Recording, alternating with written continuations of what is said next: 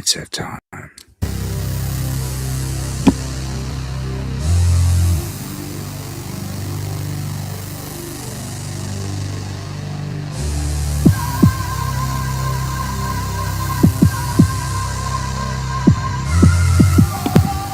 The underground.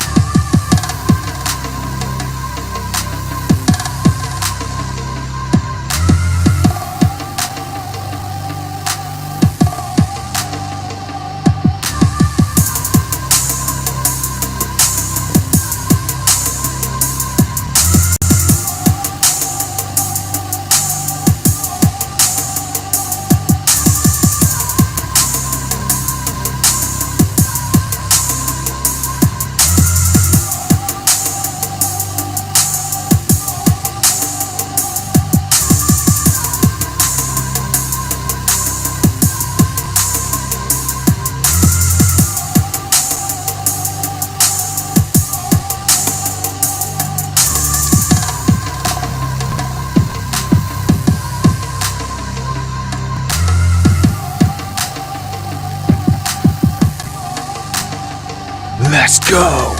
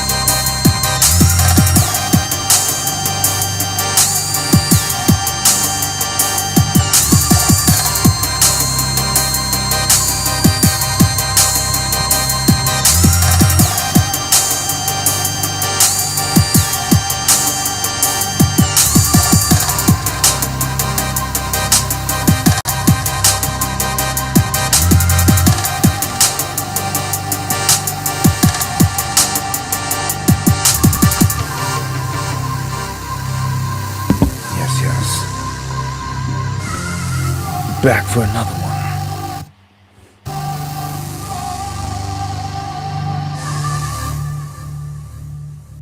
Underground World News Live. Good evening. Much love to everybody out there that shares the stream. Appreciate it to the fullest.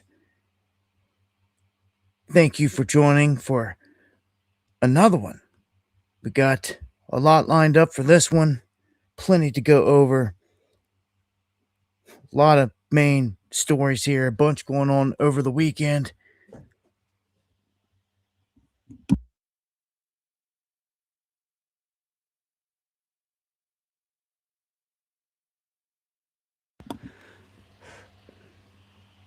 Sorry about that interruption there. Let me get the mic check out the way.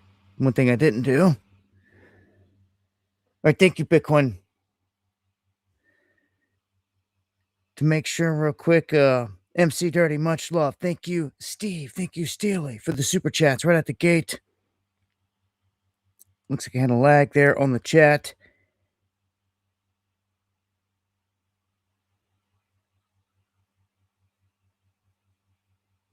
And if you need to get my attention there in the chat, make sure to at me at Dabu77, or else I'm probably going to miss it. And I do appreciate all the super chats, PayPals, coffees, all that good stuff. All the donations appreciated to the fullest. Prayers appreciated to the fullest. Shares appreciated to the fullest. And yeah, lots to cover here tonight. Yeshua is king. You got that right. Thank you for all the feedback, everybody.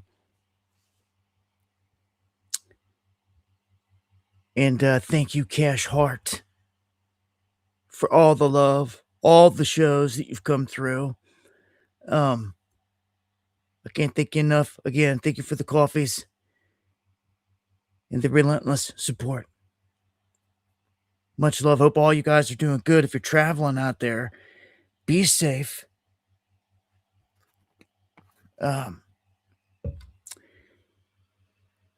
And I guess right out the gate,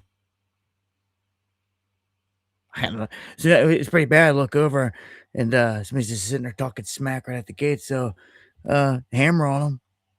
Look, I want to say to the mods too, don't, people are free to have opinions and all this other stuff. I get, and I know it's not always the mods, but I get people that get banned for like no reason all the time. And, if I ever catch a mod doing it like I have in the past, I'll be gone. But I don't think it's happening. I have ways to track and to go back and to look and to see who's done what in analytics. And all too often on my channel, people they're just, for whatever reason, just off the wall people all the time that have no business being banned or be banned. So I have to go in. If that happens to you, send me your link and explain to me the situation. Easiest way for me to do it is to go onto your page and just undo it there. So, but that comes with the territory of being like super censored. I have things happen to me. Like I said, people get blocked and banned. And sometimes it's by accident, but it happens way too much. And anyway, I can go in and it'll show me, like, if a certain mod banned someone or blocked somebody or muted them or did whatever, and like when there's no log of that, well, then what do we have? People are just getting ghost banned. Like, I don't know. I don't know. I try to keep it, as fair as possible around here. And a shout out to the mods. They do a damn good job of keeping everything held down pretty good around here. But you're always going to have trolls. Whenever you're hitting on target, the trolls show up. It's just the name of the game. Old saying, when you're catching flack, you know you're over the target. And yeah, much love. Yeah, John Boy, good to see you. Susie Q, everybody out there. Happy holidays and Merry Christmas. Can't say one without the other. Yeah, and I'll have another one in here before Christmas. Christmas Eve will look to be live. Jesse checking in saying the drones are back in SoCal Spring stuff. Yeah, well,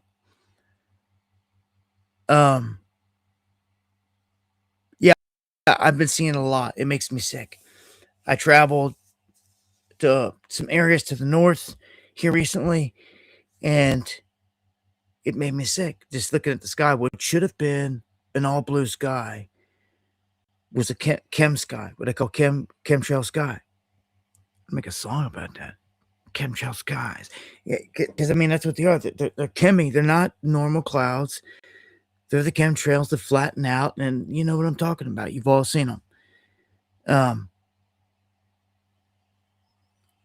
so if you guys got any crazy stuff like crazy shots where it's just tremendously bad, let me know.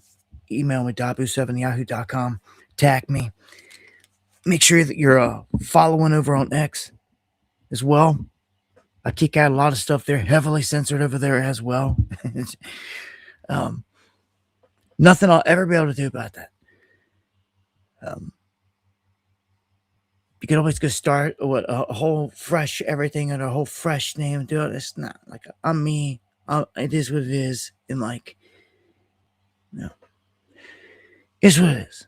And I've already tried moves like that. Like they know they're not stupid. And these days with the AI, like they know who I am for sure. Like it caused such a problem here in this past year or so. That's why the old channel Dabu777 with 3 7s, my backup channel, it is surviving in times because all kinds of crap was happening to me.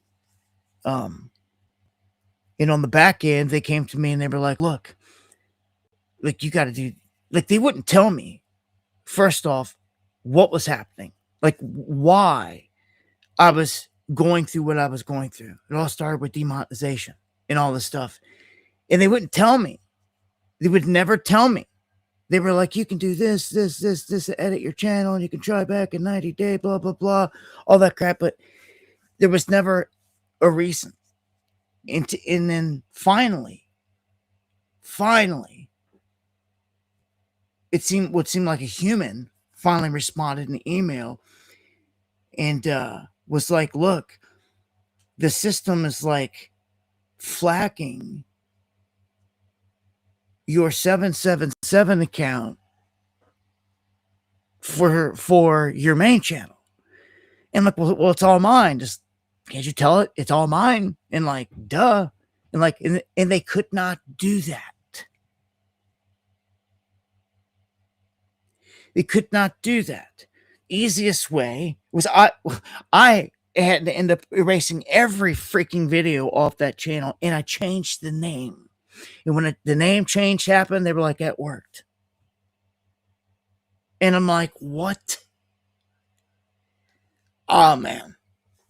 I've been through it all when it comes to all this crap out here. But anyhow, that's why surviving in times is surviving in times.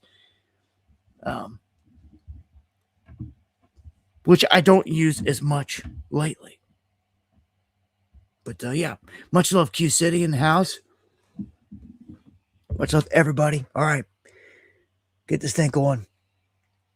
We've got some incoming solar winds, and they can spark some geomagnetic storms here, putting on a good show if you're in the right spot.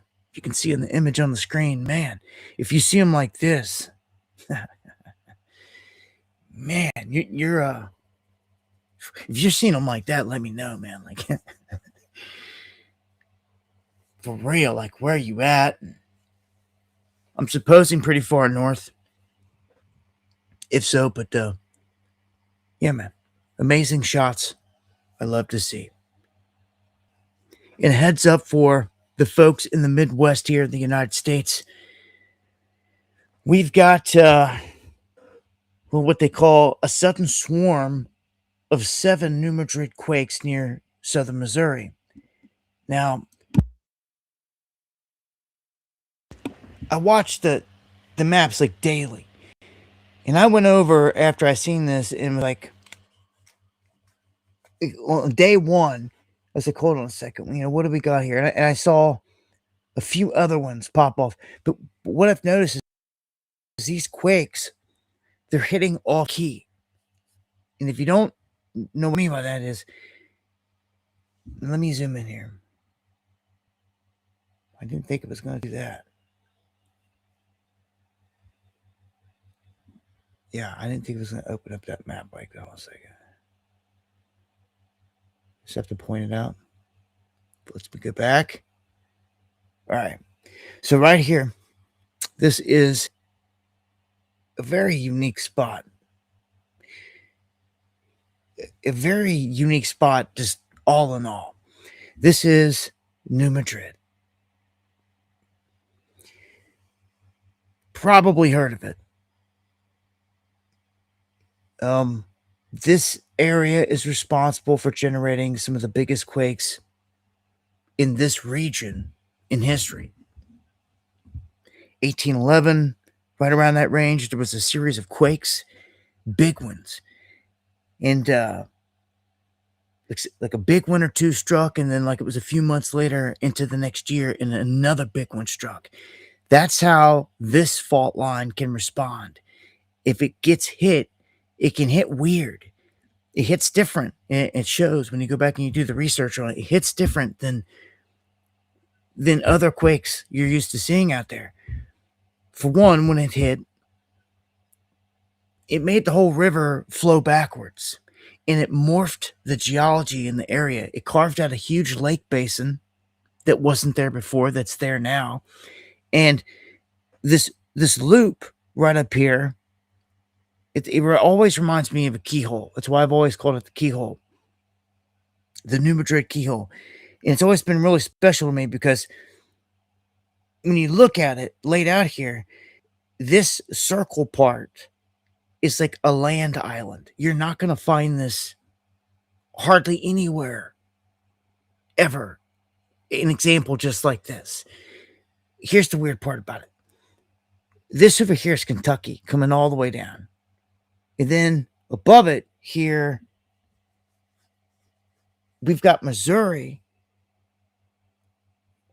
on the sideline over here that wraps around Tennessee on the bottom. But it's weird because this state wraps over Kentucky and dives down into Tennessee. You got the river going around it in this little island piece that's actually on the other side of a different state is Kentucky. This little tiny piece is Kentucky. It's nuts when you look at it on the map. Because this is not Kentucky. Below it's not Kentucky. Nowhere around it is Kentucky. But it's Kentucky. And it's nuts. I always thought that was just, I've never seen another instance like that. But this is New Madrid. Anyhow, when New Madrid went last time, some of the signs that something was up was there were some small rumblings before. Nothing major until the big ones hit. There wasn't like a 6-point or foreshock or nothing. There was like the big ones hit. But it kicked up these sand dunes. It ejected them out of the earth. And it left these little pits, these ejections, if you will, all along the river basin here.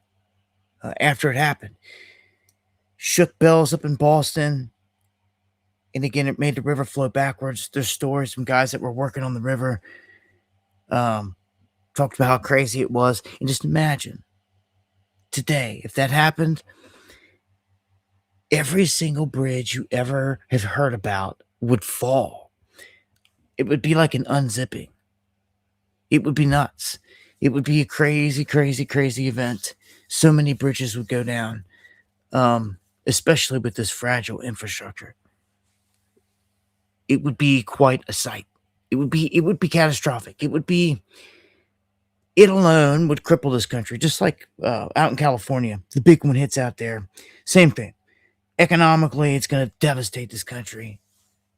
And it's going to do so much damage.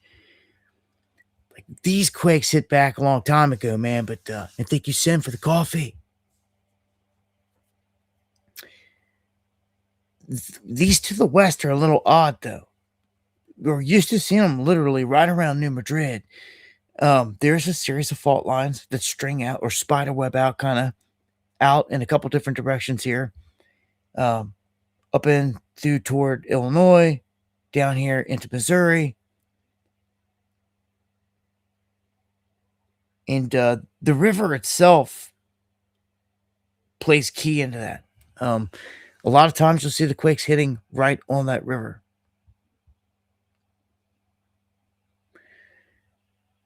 All right, so high winds, another big thing that's been popping off. If you guys missed it, there was a huge weather event here recently, here in the past few days, from the West Coast over to the East Coast. High winds, maybe another round's coming through right here.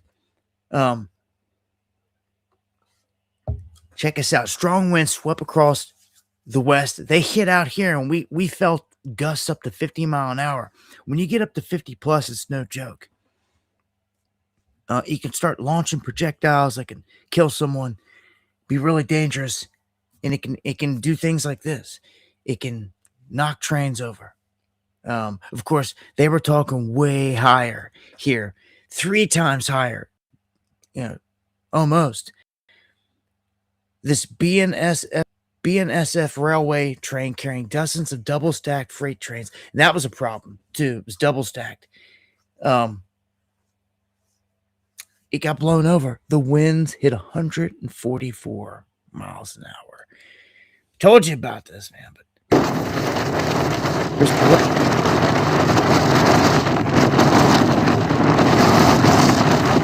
that's a mess. You know how long it's going to take to get all of them picked up upright back on the track street? It's going to take. Could have been worse. I guess all mangled and a disaster, but the wind's no joke, man. And they put out an alert, man, for fire weather out in this area too, especially in Colorado. Shout outs to Tacos and Fam. He was just saying today and earlier that the area is going through extreme drought. It's really dry. You got to watch the humidity levels. And the winds came through there storming. There was warnings put out for multiple states. I covered it in the video and put it out there that extreme danger for these high winds and fire. Look, man, when you get fires mixed in with 100 and some mile an hour winds, it's like game over. Like, it's hard to even explain. It comes so quick. It torches everything just so quick. It's closest thing that it always reminds me, like when I'm stuffing the wood burner down there. If I crack it, I leave it open like an inch, and I have a really good thick flow of like vast wind. It'll get roaring, and that's it. You're feeding it with the air. So I can only imagine this stuff just going up like that in these places. Super dangerous. Have a plan.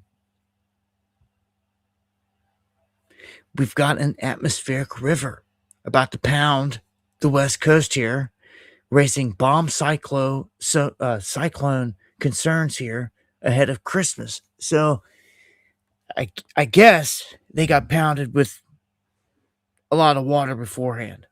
If you guys are out there, let me know if you got hit with any of this. Wind's been nuts there in Utah. Thank you. That's the type of feedback I'm looking for. Palisades. Yes, Joe. Exactly. I miss summer already too. Just the warmer weather. But look, weather is a weapon. It doesn't matter where you go. Anywhere you want to go down towards the beach, they can like hit you with a hurricane. Especially the Gulf, the East Coast. West Coast, you got to deal with this stuff.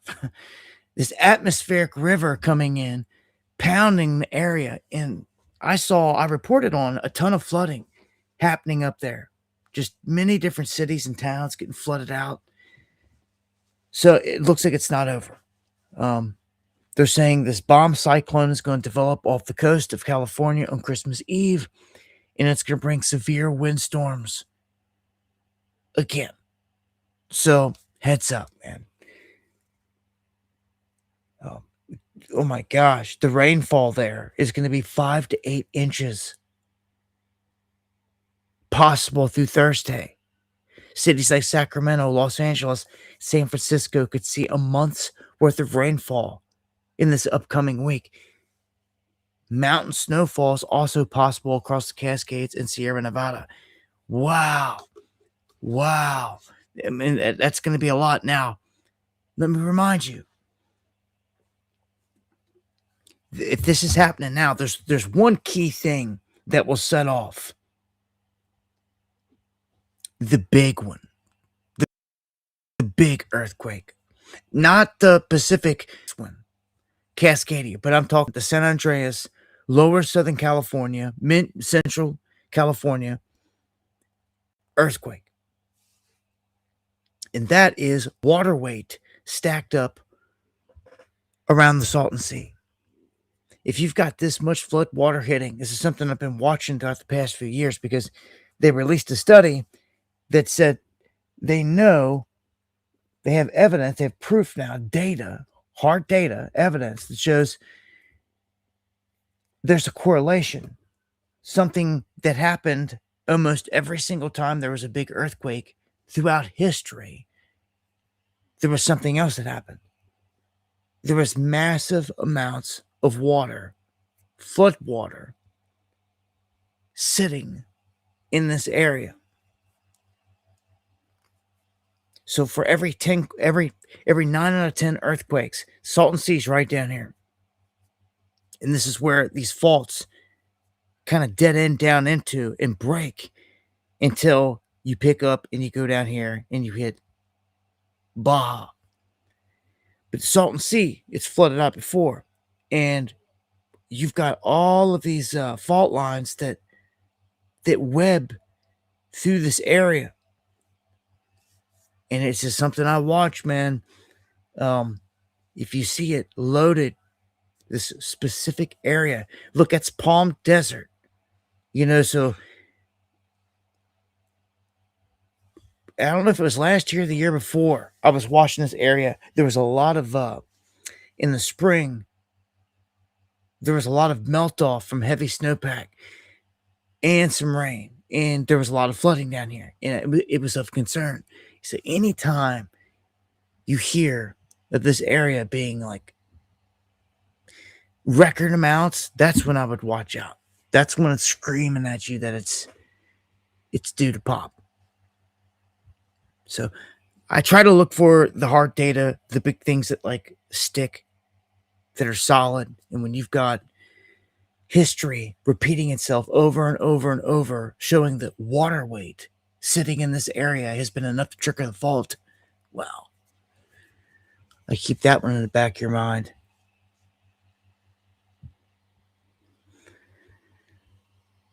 All right, and John M., thank you for the coffee. I appreciate that. All praise to the Most High. Appreciate it to the fullest. We've got a new patent by Tesla here, signaling a shift.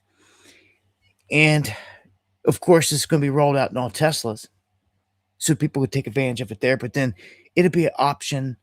You could already do this if you wanted. You could get a Starlink, and you could actually get the Starlink Mini if you wanted, because they just rolled that out, it seems. And you could get the on the go, which is a few bucks more than the regular monthly package. And this allows you to be able to roam, basically, to go all around wherever with it.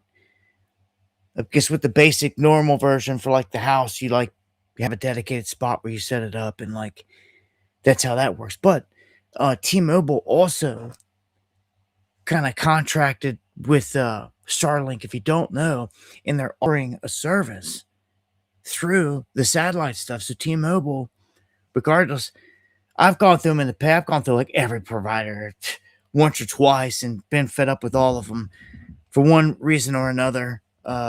Crappy coverage here or there, for whatever, because I've been all across this country using services. Starlink does solve the problem. and they're monopolizing here in this country in this category. T-Mobile is jumping out in front of everybody else here with this because if you have T-Mobile now, you can go for a hike out in the desert or whatever.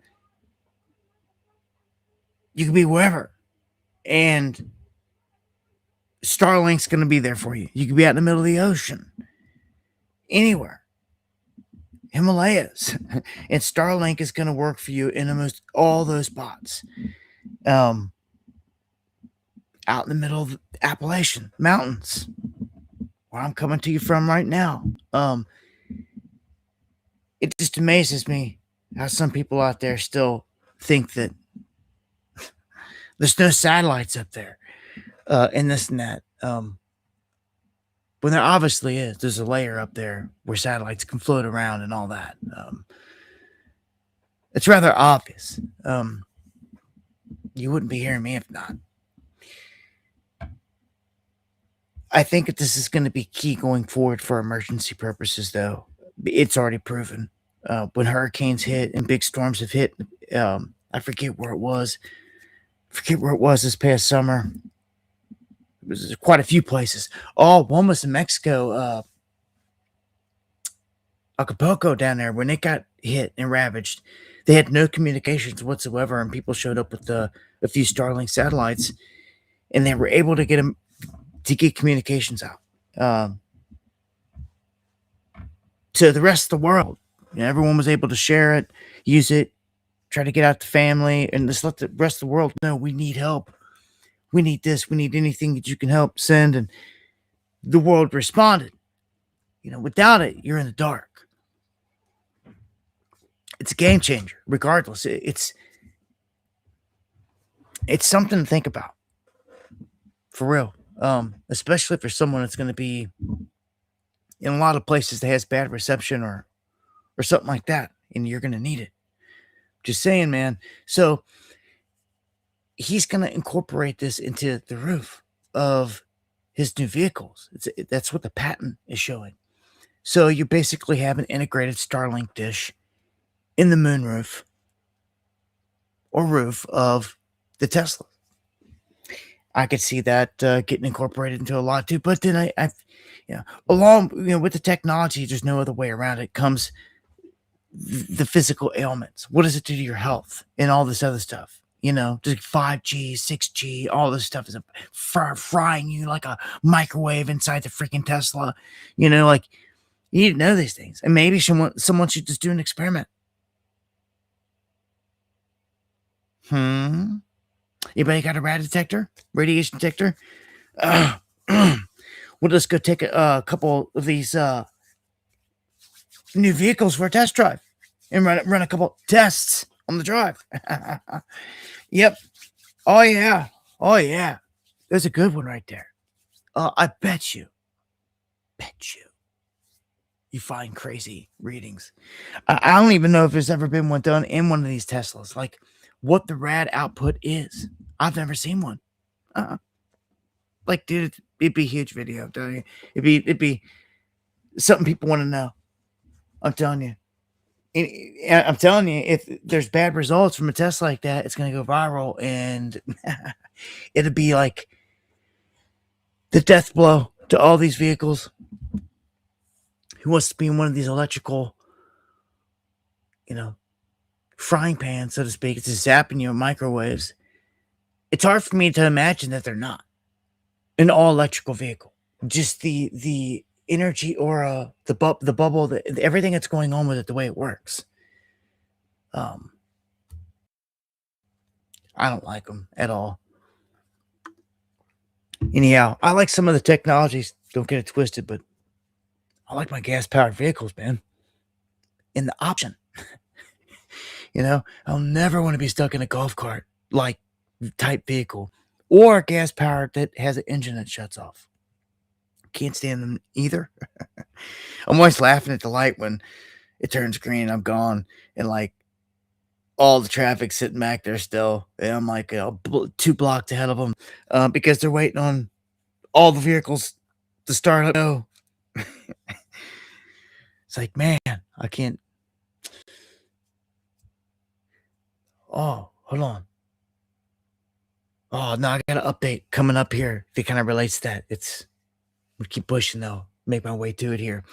We've got a recall here though, real quick. A power strip sold on Amazon recalled over serious injury and fire risk. If that power strip on the screen looks familiar to you at all, with all the big yellow ports, look into it. Right there. It's Anquan brand power strips. So just a heads up. A lot of lights, Christmas trees up this time of year. I'm sure somebody out there's using one. And we had a fire apparently knock out the power up across San Francisco. That's what they're blaming all this on. Some are saying it was like a test run. It felt like kind of a test run. Um, the whole city went out. Okay, like everything was thrown into chaos. Now there were some parts that still had lights up, but like major, chunks were out. PG&E says that they had a substation fire located in 8th Street in Mission, and they were working to get everything fixed, everything shut down, the fire extinguished, and try to get things fixed and figure out what was going on. So this shut down the power to a majority of the city. Now, when you're a city that starts to run, here's a look at the size of the outage right there. When you're a city, it starts to run electric vehicles, and you're running these Waymos. This was part of the crazy stuff right here. Do you remember the Obama movie? I always forget the name of it, man. Somebody will come up with it here in the chat, I'm sure, in a second. And every time I see it, I'm like, duh, I knew that. The Obama movie shows a bunch of these Waymo vehicles getting like hacked and not working right. And they all start to drive toward somewhere, some destination, and they're piling up on the highway. It's just one after another, like weapons. Leave the world behind, tacos on it. So these Waymos kind of like glitch out. Now they weren't doing that. They weren't piling up yet, but they exhibited that a power outage or any kind of glitch in the matrix here will send everything into chaos. These things were shutting down because the lights went out, and they run off the lights, and the lights are a part of how they operate and everything. So they're not that intelligent. The lights go down, these things go down, and it blocks traffic. So it's almost just kind of similar to where it's blocking everything up. If there wasn't a way around it, people would have been really screwed. I mean, who do you call at that point? Got to get a technician in down here to get, and where do you even begin? Which one? It's like a puzzle at that point when it's all log jammed with these Waymos. Like it's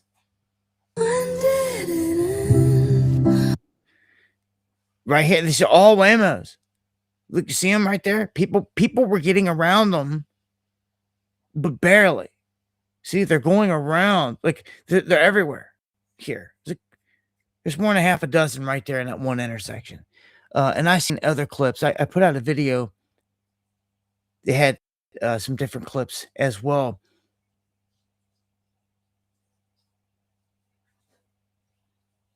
I don't know, man. One substation goes down and San Francisco gets kind of crippled. Yikes. Just imagine if somebody strategically attacked this place. Would not be good. Thank you, Susie. Everybody, anybody out there that responded. Yeah, I don't know these places, man. I would love to see some of these places one day, um, but I probably never will.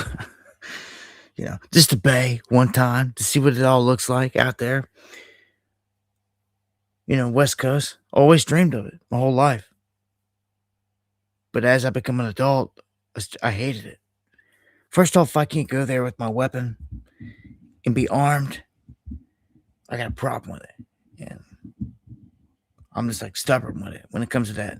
Seen too many shootings, sit and duck events. I literally had to go check in somewhere like have in the past.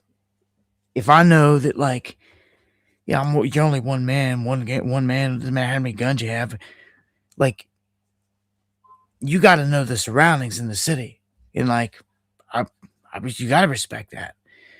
And like other cities I've gone to in the past, you got to check in. I've checked in with the hood cats, and they've been my protection.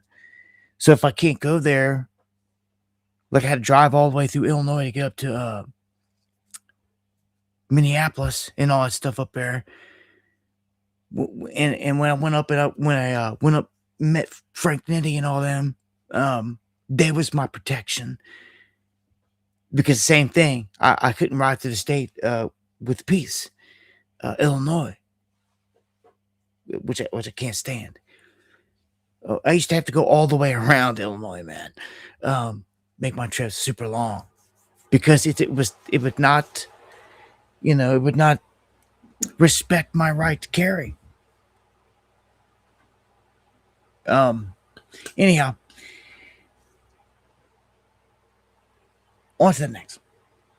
California faces a fuel disaster. Refineries and gas stations are shutting down. I touched on this before. I went into great detail about this, on how it's not just going to affect California, but all the states around it. This seems to be an orchestrated disaster going down in front of our face. And the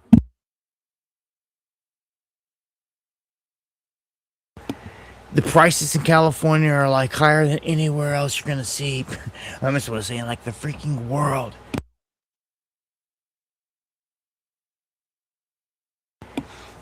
I mean, I saw a comparison. I don't know where it was, Mississippi, Alabama, or something. The gas prices compared to California's, and it was just insane. It was like two something compared to like um, the $6, $7 in some places in California. So if you don't know, California has a special blend that they come up with, and it really it damages anybody around that kind of does this. Like Arizona, they're paying the price because all their stuff is built to run off this special blend that California produces. It's crazy. So California's got some major refineries shutting down. Two of them. They had 13. They're shutting down two. They're only going to have 11. They're going to start importing more. So this puts Arizona and Nevada and other places in a pinch. They're like, well, what do we do? They can't just turn around and get oil off of like Texas, which would be the first. Get your gas off of Texas is right there. They're known for it, right?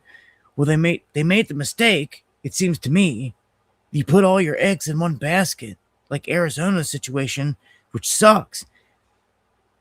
All the infrastructure is built for the California fuel. What you literally have to do at this point, since they're commies about it here, is you're going to have to go back to the normal way, the way the whole rest of the world, like the normal infrastructure, because then you can bring in gas from wherever and you don't have a problem. You see what I'm saying? You kind of put yourself in a bad position here, having to get this special blend that's really going to be hard to get now. And that's the situation. It's crazy. It's so the infrastructure has to be switched up there in Arizona. Gas is eight a gallon in the UK. My gosh, boys, I'd be riding a bike. When I was younger, anyway, before I got my license, that's all I did. I was everywhere on a bike, anyway.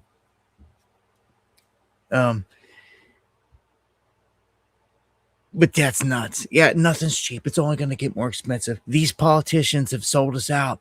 And look, the people got to rise to the occasion. You got to come together at some point, and there has to be a plan to vote these people out. You got to start somewhere, and then you can start taking steps from there. But you have to come together first, draw up a plan, start with step one, and then go from there. Okay, and it's just that simple. Before you can get anywhere, okay. First part is always unity, the people coming together, and it doesn't matter what it is. Town hall meeting, at a park, uh, whenever, however, you got to get the people together. That is the goal right now, is to try to do that. And people got to start taking action after that, not just getting together and going back home and doing nothing. Got to start getting proactive. I think a lot of this is people just don't know what to do, if they were shown what to do and how to do it. And everybody, imagine if we all got together and like had a workshop on how to reach out to your senator, or to do this or to that very easily, and to do something only take 10 minutes, to establish a connection, and like something you could report back the next meeting we have, the next group meeting we have. You could be like, well, my senator basically told me to F off, or you could say, well, no, my senator was cool. I actually met him, had lunch with him, and this there's difference. We'll find out, right? We'll find out. You're not going to find out until you start to do these things. Right now, we're not getting anywhere. So we got to do something. It starts with getting people together and talking about all these common issues that we all face. Because I think we all want to find a resolution to a lot of this stuff. Every country is different too. I know I speak from here in the United States, but I know the UK, they're raining down hard on you in the UK, coming for your freedoms.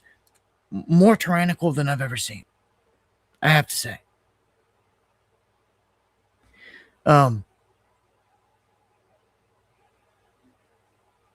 People are getting arrested just for praying in the UK. That's what I'm talking about. I know. I keep reporting on it, man. All right. So, not going to go any further into that. I've reported on that before, but you guys get the picture. It's not looking good there. Parents in New York furious because the state has mandated electric buses that leave their kids without any heat in the winter. Like, who's the idiot that did this? Like, who? Raise your hand. You're fired. Like, get them out of here. Like, people cannot be doing this stuff. Like, there's like no brains behind this. If you're down and like, baby, even if you're down in a warmer place, summer's going to come and it's going to be the opposite. You're going to need AC instead of heat. And with these electric vehicles that are like golf carts, like they don't produce any heat or AC like that cheap. Like, get out of here, man. Like, you want your kids suffering that bad? I don't know, man. Anyhow, yeah, kids riding around New York, freezing their tails off, man. Electric buses. On to some economic stuff. Jim Beam shuttering its Kentucky distillery. Never thought I'd ever say that. So this is one of Kentucky's largest bourbon producers. Is halting this. It's halting its whiskey production at its main Claremont site for 2026. Yeah, they're going to pause distillation while investing in site enhancements. So it's not, I guess, because of business, but they're kind of redoing things. And I'm telling you, they're rolling in robots and AI and everything else in there. And a lot of people are going to get cut out of this. They're not saying that out loud. Okay? They're revamping like everyone else is. And on the other end, a company or a big facility that might have had 500 people is only going to have like 5. I've seen it left and right, man. But a lot of people are drinking less, believe it or not, also, which has been nuts. I've reported on it several times, even in America, all in all, overall. And we've got a country right now that it's in a recession. Okay.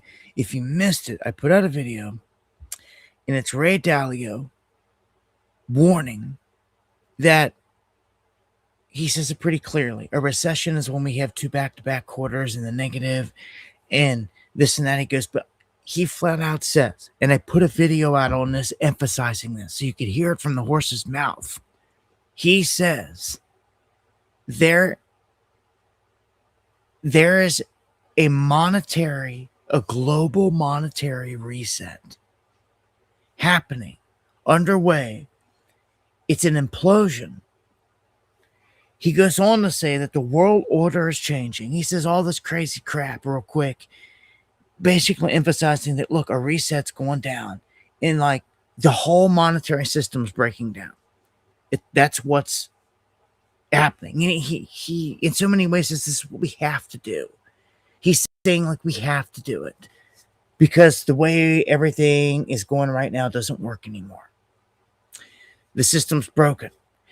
I don't know how, like, that is as clear as it gets to me. Like, what else are you waiting for? Who else are you waiting to come out and say it? The top dogs are showing you all the signs in the world. Something massive is about to happen. I know there's been all the talk throughout all the years, but never throughout all the years has Ray Dalio said or done this. Never throughout all these years has Warren Buffett took his entire stack of cash, hundreds of billions, and jumped out of the US dollar and into another currency.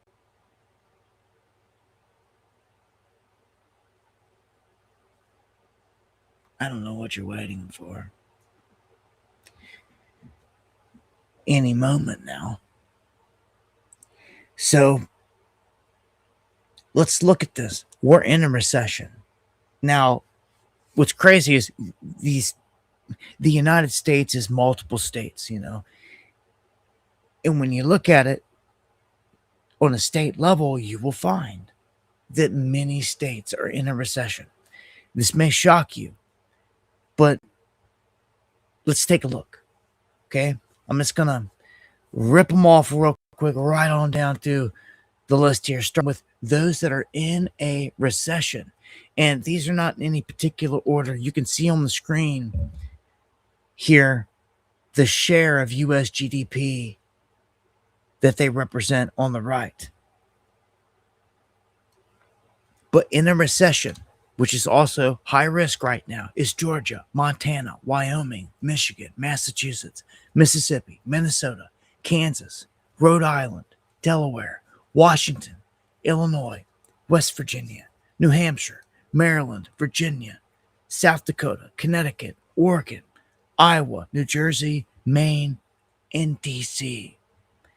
Treading water is Missouri, Ohio, Hawaii, Arkansas, New Mexico, Tennessee, New York, Vermont, Alaska, Colorado, California, Nevada, and Nevada. Those are all treading water. These are the handful that are expanding in all of the United States: South Carolina, Texas, Oklahoma, Idaho, Kentucky, Alabama, Indiana, Nebraska, North Carolina, Louisiana, Florida, North Dakota, Pennsylvania, Arizona, Wisconsin, and Utah. So those are the states that are actually showing growth and look to keep kind of showing growth from here. It all depends on what you got going on in your state. And I know some states are vast. You have many cities. There could be a lot going on in some areas, not so much going on in others, but that's a look at there. Futures rise. Japan's bonds have been going through the roof. I know nobody cares about that, but it means something. Gold and silver soaring. I know you care about that, right? Yeah, gold at a record high, silver, record high. They just keep tearing it up. Just insane. The silver Chinese future markets over there, it was like $72. It broke. Dude, this is nuts. This is it. But I will say, look at this though. Let me point this out. Do you see the sharp upswing right up here? How this really sharp, it goes up and hits a peak. We had a dive off and had a dive down and then another dive down for a bottom out. Okay, that was just down to 4,000. This is how crazy gold's been. But that's from 4250 when it ran up, it's in discovery mode. It bounced off resistance there and it got rejected. It came down and it caught a floor support at 4,000. It went back up. It kind of was just staggering to the side, right? So we look here at what happens after some of these big moves, and you see we go up and it just chops sideways. And then we had a double leg up and it chopped sideways. And we have another leg up. Now, man, this is due for some kind of pullback.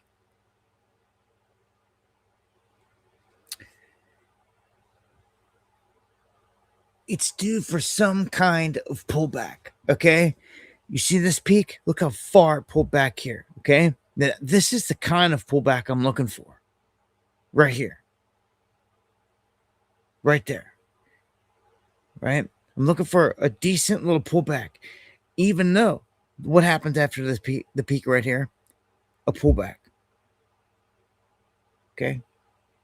You're talking almost $100. Okay, on that, a pullback. Chop sideways. What happened when it went all the way to this peak? It was a pullback of about $100, but then it rebounded and kept chopping. We haven't had nothing like this one down here in a minute, is what I'm saying. And like, even if it does leg up one more time and go up about 45, at some point it's gonna have to chop sideways. You see how it chops sideways for the most part all the time? It has to catch a range. It has to catch a range. All I'm saying, man, is get it while the getting is good. There may not be huge windows of opportunity. They may be small dips, man. Gold and silver. Man, get it while the getting is good. I've been telling you this for over a decade, man. It's at this point you would have wished that when I told you over a decade ago to get some silver and gold, you would have got like, So imagine if you would have had $10,000 worth in all of it back then. And then all this has gone by. That $10,000 would have turned into like 30, 40, going $50,000 at this point. And it'd been well worth it. And it's got so much more ahead to go. My thing is you got to be aware of tips. Tops. You never want to buy the tip, and you hear of this stuff pulling back in the weeks to come after the new year. Any point, any good pullback. That's the buy side.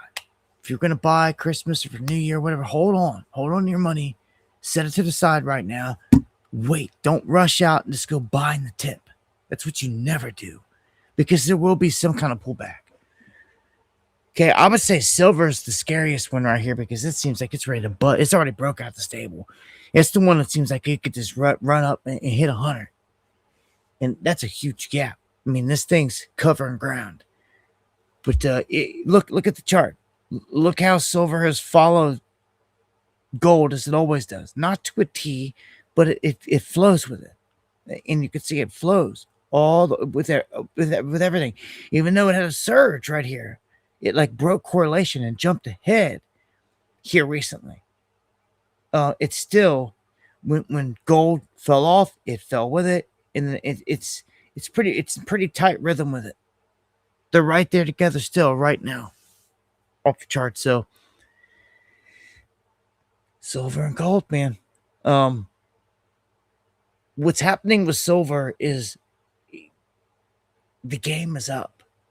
The paper game that's been played forever, people are calling the bluff of COMEX. They're actually saying, hey, I want my silver then. They're going to the banks and saying, give me my silver.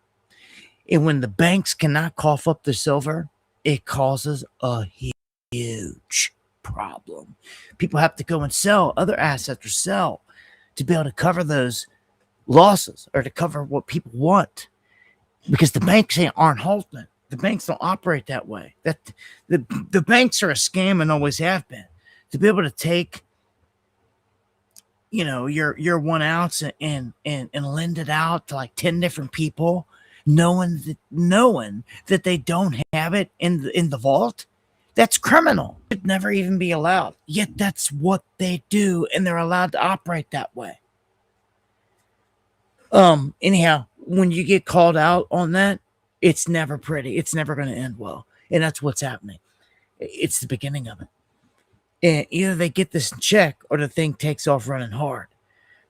Silver has always been the key. I've told you. That's why I've always pushed it hard. Now I've always pushed it harder than gold. Yeah, get your gold, but silver. It's the one that we bartered the most, utilized the most, and I believe probably going to supply you with the most gains. Yeah.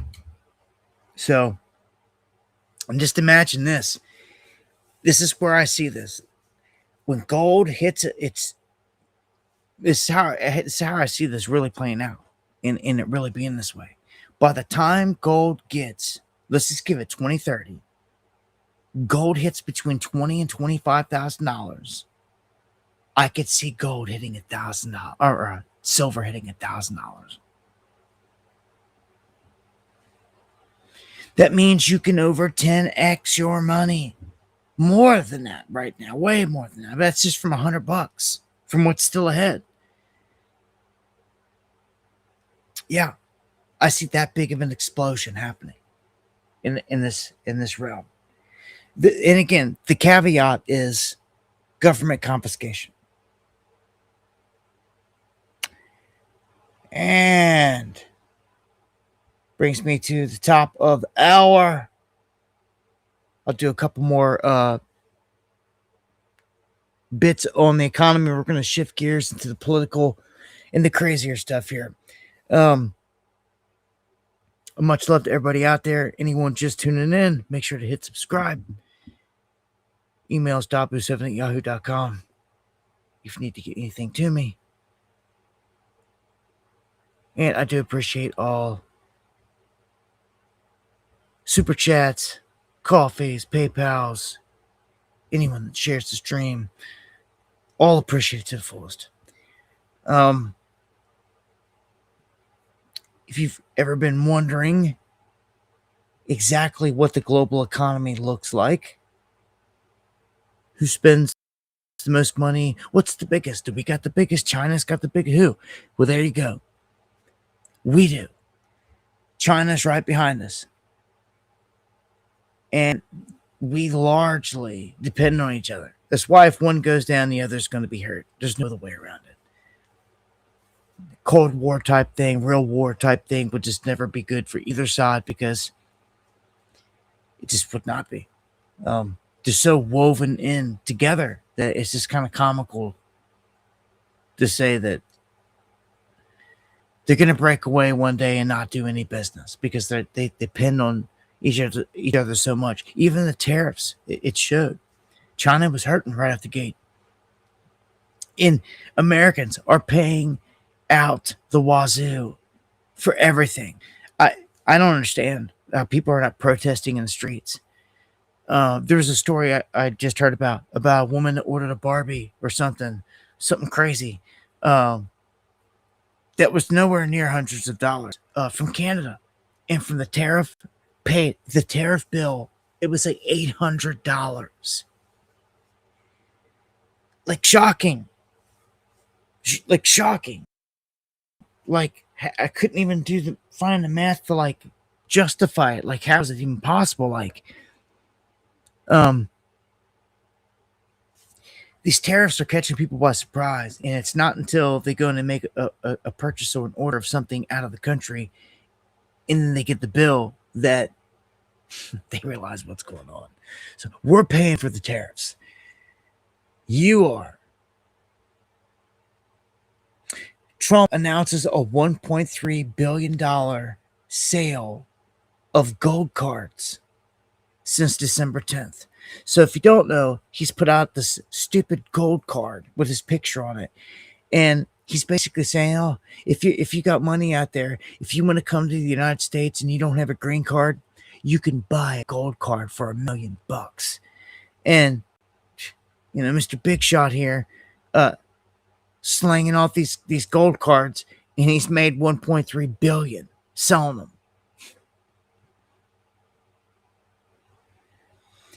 Nebraska, anybody that's in Nebraska, heads up. You're about to become the first state that launches a Medicaid work requirement. And that's not good, because the things you're paying into Medicaid, Social Security, there should never be like a work requirement. Like in the end, like especially for people that are retired, like you're trying to draw and tap into Medicaid and all this stuff when like you're retired. Well, guess what? They're going to say that you need to work like however many hours, you need to earn like however much money, and you have to prove it every month. What about someone disabled, someone on retirement or retired? The largest chunk that we've seen of people that are on this are the people from under 21 and over 60. And the new rules affect able-bodied adults aged 19 to 64. So those that are 18 stepping onto the scene, anyone that's going into retirement, that's going to affect them big time. I don't know. Like some of this stuff, I don't plan on it being there in 20 years. When I'm at retirement age, I don't see any of it existing. I don't even know if this country will exist or if I'll even be here at that. All right. Who trusts who? Who's the most trustworthy of them all? Who's a liar? Who cannot be trusted? Well, let's just look here. According to the polls, in the red is can't be trusted. The green is can be trusted. At the top, Sweden, Netherlands. Up at the top, US, UK. Down the middle, down toward the bottom, the places they say that you cannot trust anyone, or no one trusts anyone. They don't even trust each other there. Is Turkey, Mexico, Kenya, Brazil, South Africa, Argentina, Nigeria, India, and Indonesia. And then they kind of draw the line right there. So it's like nobody really trusts anyone. Damn, imagine all the people in India. Like, like, no, I don't trust you. I don't trust. I seen a guy cooking food earlier, man. It was so disgusting. It was like, yeah, he was taking the bread, he was greasing up his belly and smacking it against his belly, rubbing it around and all this stuff and throwing it out there. And like he's just selling this stuff like food. And like, it's, I've been seeing these clips of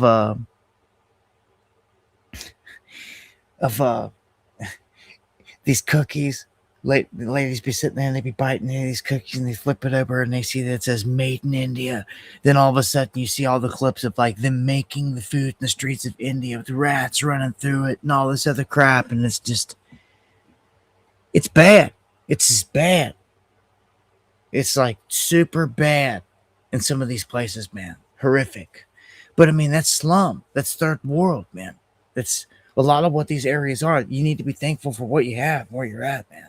Because if you would have been seated in any of these other places around the world, your life would be completely different. You wouldn't know half the things that you know here, even though it sucks and we're not free in all this. But if you were born into some of these other places, man, it, it's not pretty. Um, Japan is firing back up Fukushima. They plan to resume operations at the world's largest nuclear plant 15 years after the disaster. Wow, it's been 15 years. I remember sitting on the couch reporting on that. I remember sitting there back at the place I lived at the time, just sitting there, the sun coming through the window, and like my heart pounding and racing, and like me on the laptop sitting there at the table, sitting there, like, oh my gosh, like freaking out. Like, just I remember I was so like it was wild because the tsunami waves were coming in, and it was wiping everything out. Like it was that event, man. It was crazy. That was there has not been an event like that since then. That kind of damage and madness. I'm still waiting for Godzilla to pop out of the freaking ocean over there. And I'm not kidding. I'm not kidding. The amount of radiation that went into the ocean there, the way that it changes the creatures and all that stuff, I think there's something mutant. In the way that the world works anyway, in bringing things into reality, would not doubt it one bit. There's some crazy, it ain't gonna be fire breathing, but like some crazy mutant creature off the coast. I'm telling you, in Japan. Tennessee suing Roblox. I've reported on this before and put out the warning, but this game is not good. If you got kids playing it, get them off of it, put the warning out, just sit down and have a talk with them, tell them straight up. Why? Explain to them. This ain't good. Show them the headlines. They're probably not going to be happy if they play this game, like a lot, but hey, it's the way it is in life. Like, there's not good people sitting in these rooms, faking, acting like they're a kid, and they're pervs, and it's not good. It can be dangerous because they could be talking, carrying on conversations. They could befriend people and make them think they're really good friends. And like, oh yeah, they could be putting on information like, oh yeah, I live down here, and like setting a kid up for saying where they live, and all this, and open them up to get stalked, and all this, and a lot of crazy madness, man. It's real easy for these people to do and get away with this stuff when there's no oversight. This, you think that your kids are in there playing, with other kids, but no, they can just walk into some other room in this realm, and it's full of pervs, and they create rooms, showers, and all this. I'm serious. Like, it's crazy, man. It's not good. You really have to watch some of these things. It's not like it used to be, man. You're popping in Mario, and you can walk out of the room and ain't got to worry about it. No, it's not like that, especially connected to the internet. And that's sad. It's part of the old games that is, see, the power's out and everything else. Like, you're gonna be able to play your Call of Duty or anything else like that. The internet's down. Like, it's not how the days of old were. Like, you could just pop in whatever game and like play. You didn't have to depend on the internet. Basically, everything's connected to the internet now. It's just the way it is. All right, on to a story that I was hoping that I'd have some kind of update to, and still there's nothing. It still says developing. It's still We don't have any updates, man. These two men, I have a feeling, are gone. Rest in peace. But their boat was found off the coast of Florida, running, the motor still running, and they were gone. It was in gear. Both men gone without a trace. No anchor down, running in gear. Nothing crazy in terms of the weather. They were fishermen and they were out there doing their thing, and then they were gone. 70 miles off the coast. Just gone. No signs, no messages, nothing, no distress, nothing. So the Coast Guard had to board it, and that's when they said it was on, running, in gear, and they had to take it out of gear to shut it and had to anchor it, shut it down, anchor it, and then they started searching. They've been searching, and there's been no sign apparently, not a single sign, no nothing. We have no idea. The first thing I think is weather and the waves. But when they say that doesn't seem to be the case, then I'm thinking like pirates. I'm thinking kidnapped.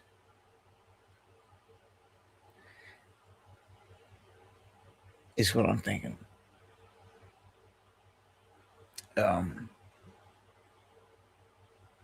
Or they were abducted. They were abducted by humans or freaking aliens. And when I say aliens, I should be specific. That the fallen that are here, that are in the ocean, that are living on the ocean bottom floor. Which this wasn't off the Bermuda Triangle side. This was off the west side, Fort Myers side, in the Gulf. Okay. And yes, I have evidence and proof of structures all around the coast of America, all down around Florida, up the East Coast, all through the West Coast, in the Gulf. There is, and I've done my research. Florida used to be twice the size, like almost 2.5 times the size than what it is now. It's pretty crazy. The Florida coastline used to go all the way out to a recession line that you can see in the satellite footage, to where it drapes off dramatically into the deep. But you can see the line. I'm gonna have to pull it up some night or someday on another stream, because I know I had to bookmark that image or save the link. It's just crazy to me that the ancient shoreline, it's way out there. It's like it's about this distance out. It's nuts, man. There's a lot of ancient stuff out there, man. You just never know what's going on. I found stuff all over the floor, and I know there's bases. I know that there's something more going on the ocean floor.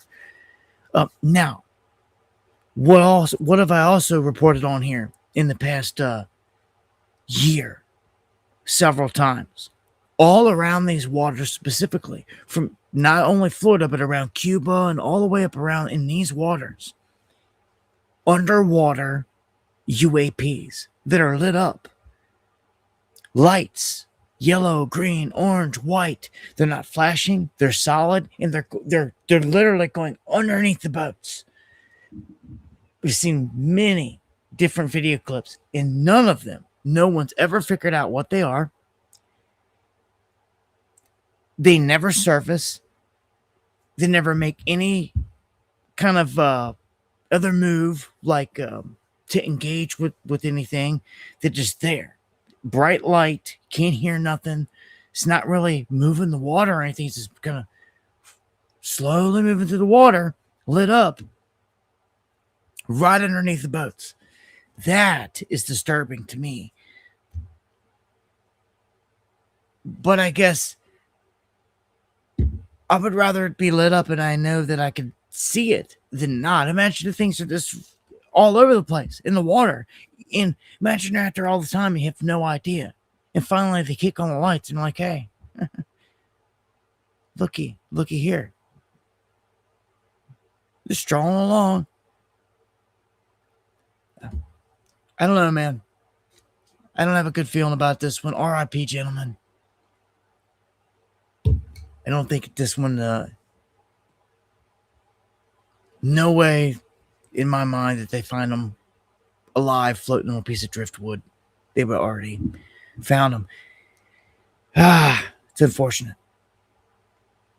Unless, like, if it was pirates or anything like that, or kidnapping, I would say that they'd be trying to, like, extort some money somehow.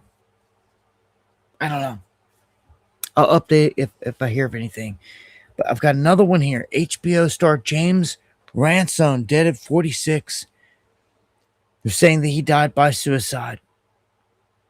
Don't really know him. He's known for his roles on the HBO hits out there. I don't have TV or cable or nothing like that. I have no idea who the guy is, but RIP. Said they took his own life, and this is a pretty crazy story. This one, out of North Carolina. A man charged with hate crimes and kidnapping after detaining Hispanic men that rammed into his truck.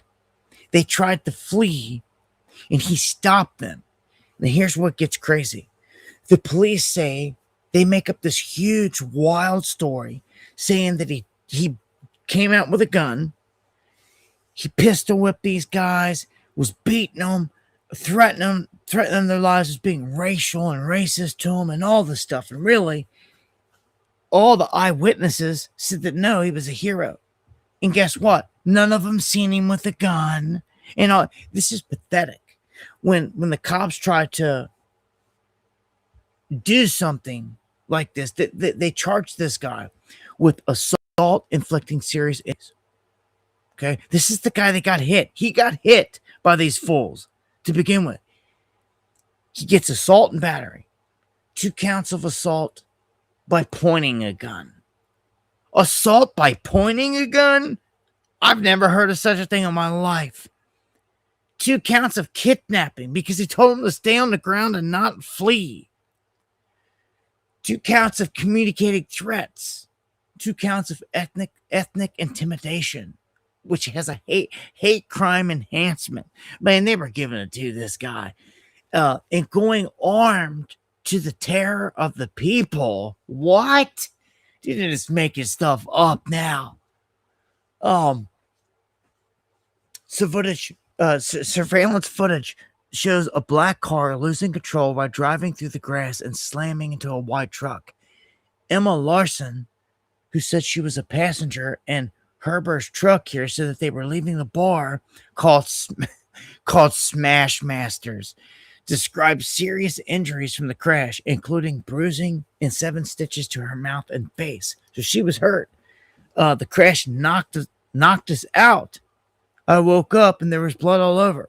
She was saying, police say there were 3 men in the black car and that the driver fled the scene before officers arrived. I'm going to play a clip here from a witness.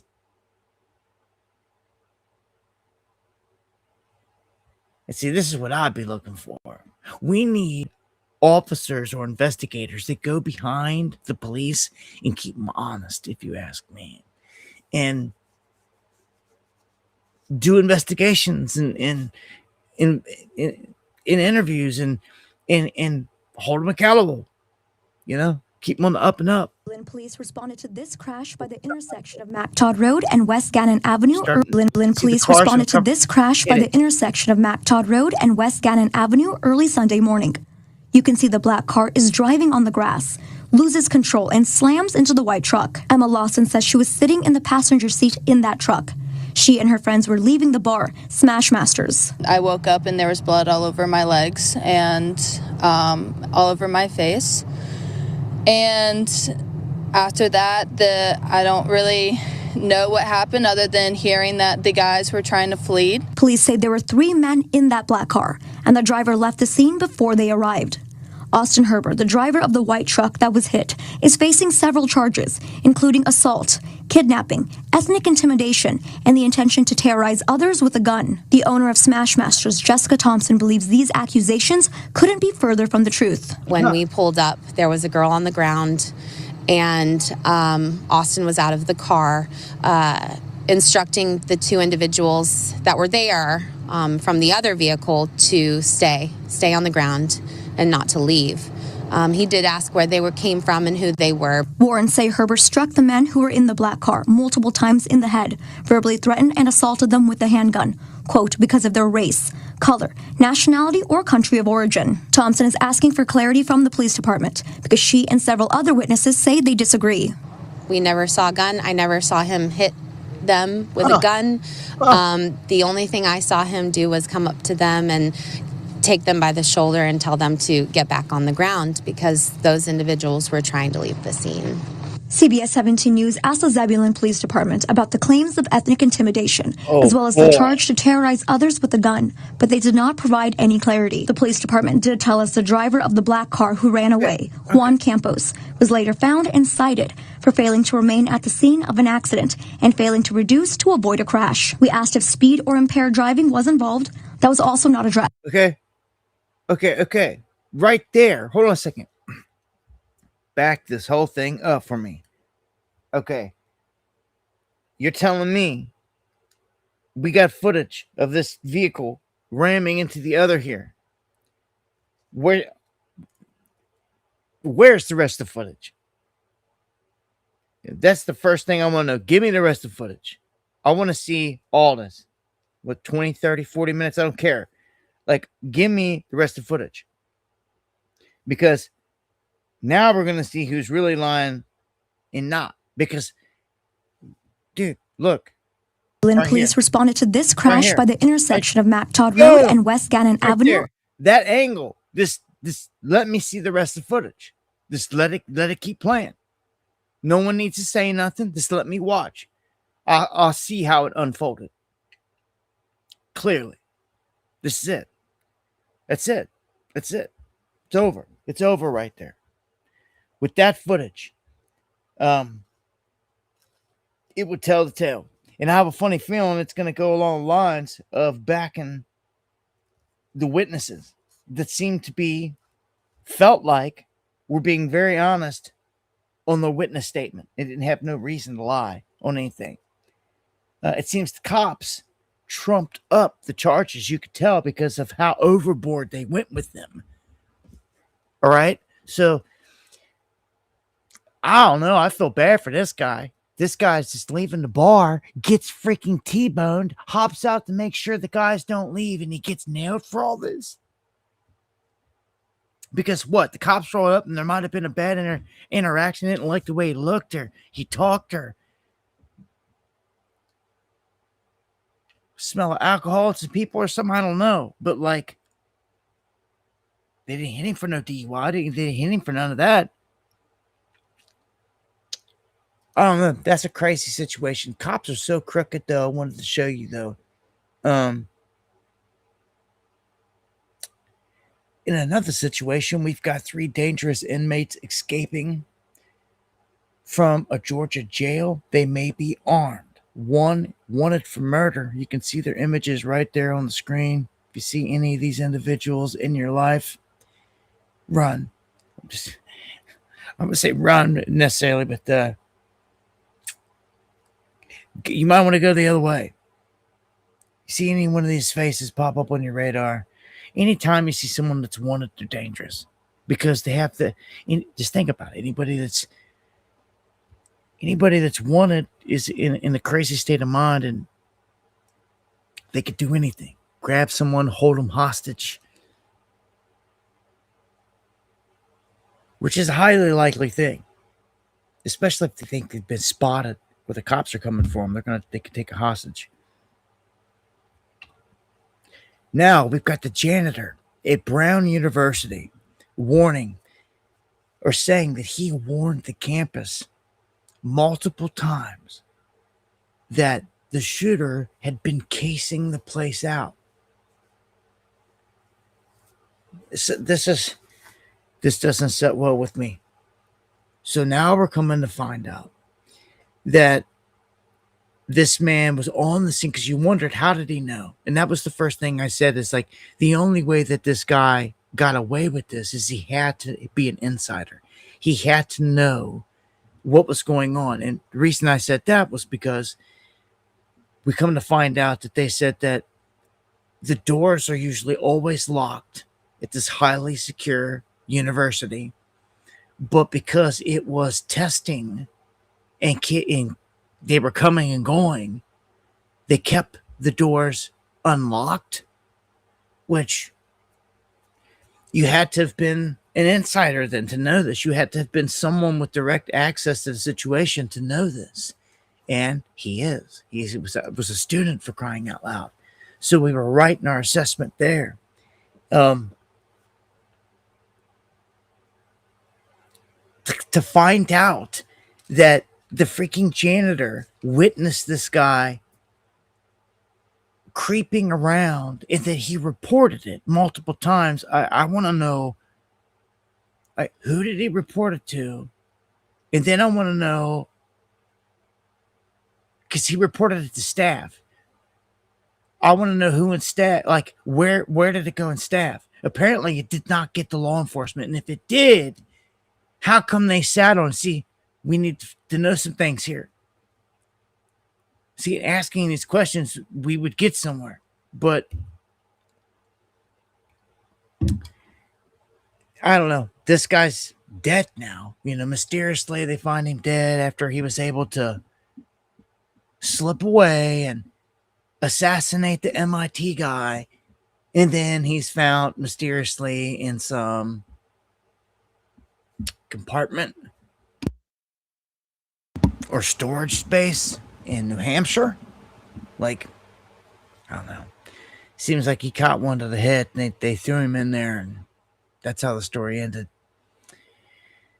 What was more kind of crazy about that whole story is the MIT guy he targeted. The fact that he specialized in fusion, in energy, in potential free energy, in a whole new era of technology.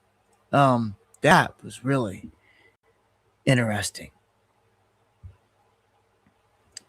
An update here on the whole Somali fraud thing. That is just, it's hard to put into perspective, but I'm going to let Stephen Miller here speak on this with some updates on just the size of it and the scope. In Minnesota, and by the way, not just Minnesota, we have Somali refugees that were dumped here by Democrats in Ohio and Massachusetts. Let me just say, we should not be shocked when you import a population whose primary occupation is pirate, that they are going to come here and steal everything we have. Somalia has this giant coastline, and the only industry they have created after hundreds of years is piracy. Stealing what anyone going through who has actually built something has made. So yes, the pirates have stolen all of our money, and they have to go home, Jesse. That's the situation we're in right now. Okay, well, Tampon says you guys are after him, and it's mean and it's unfair, Miller. So he's presided over, this corrupt, incompetent loser has presided over the largest theft of American taxpayer dollars in history. Jesse looks like he's gonna It's cry. never been equaled before. The amount of money that's been stolen is larger than the entire GDP of Somalia. In other words, the Somalians they brought here have thefted more than all the Somalians in Somalia have ever created for themselves in all the time that has existed up until now. So there needs to be a lot of people going to jail. And I can promise you the Department of Justice is launching an investigation. They're just like clowning the situation, but it's a serious thing here, man. And he called him Tampon. Yeah. Jesse, I like Jesse's style.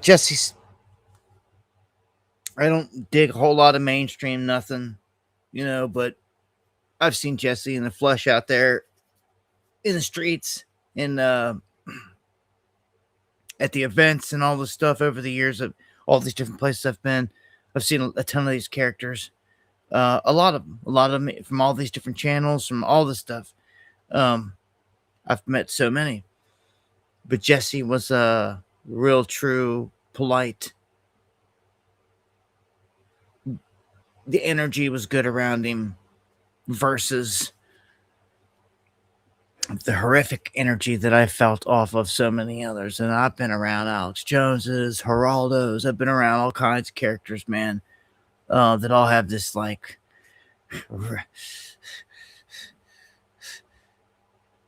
reptilian energy. I'm not saying it, but like cold-blooded, like cold, not warm and friendly. Okay. But Jesse was cool. So I respected him for that. And always, anytime I seen him out there, I made sure to just say, "What's up?" Because again, I'm running to the same characters out there at these events over the years. You know, you see it. Unique individuals. That's the one thing about getting up off your tail and going out and going to these places.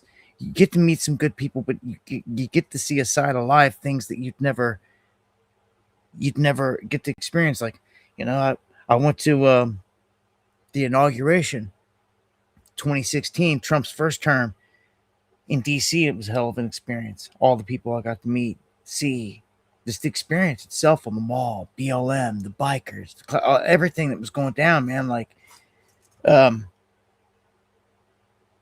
Secret Service, how things work, the flow. I don't know. It pays to get up and get up off a tail and go out to some of these events. It does, because you get a taste of what is really going on. I'm gonna play some clips here on a response. We have Comer responding to Hakeem Jeffries. It seems to, this guy looks just kind of weird to me. I don't know what it is, but he's had some good points in the past, and I've backed him up on it. And then he's talked some stupid crap like most Dems do, and we burned him on it. But Comer smokes him after this, and I'll let you hear. Thank you, Leader Jeffries. House Oversight Committee Chairman James Comer is accusing Minnesota Governor Tim Walz and AG Keith Ellison of not cooperating with the committee's investigation into some of the widespread fraud happening there with the social services in the state. Do you think they should cooperate with the committee's investigation, and do you have concerns about what's happening in the state?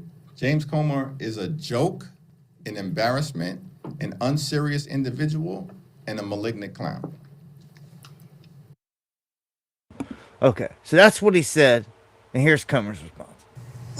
That's the third time he's called me a clown. Look, everyone that watches his interviews and sees how he tries to imitate Obama, they wonder why he's got the nickname Dollar Store Obama. Look, he's a low IQ individual who has to resort to name calling. That's what he criticizes Donald Trump over. I don't care what he calls me. He can come to Kentucky and campaign against me. I'll pay for his gas bill. But at the end of the day, to defend Tim Walz is going to be a huge mistake for the Democrats, because everyone in Minnesota knows that this fraud has been taking place for a long time. All I'm doing is my job getting the backs of the taxpayers. If Keith Jeffries doesn't like it, he can go fly a kite, because at the end of the day, the American people expect their tax dollars to be spent wisely. Oh my gosh, man. He's like, well,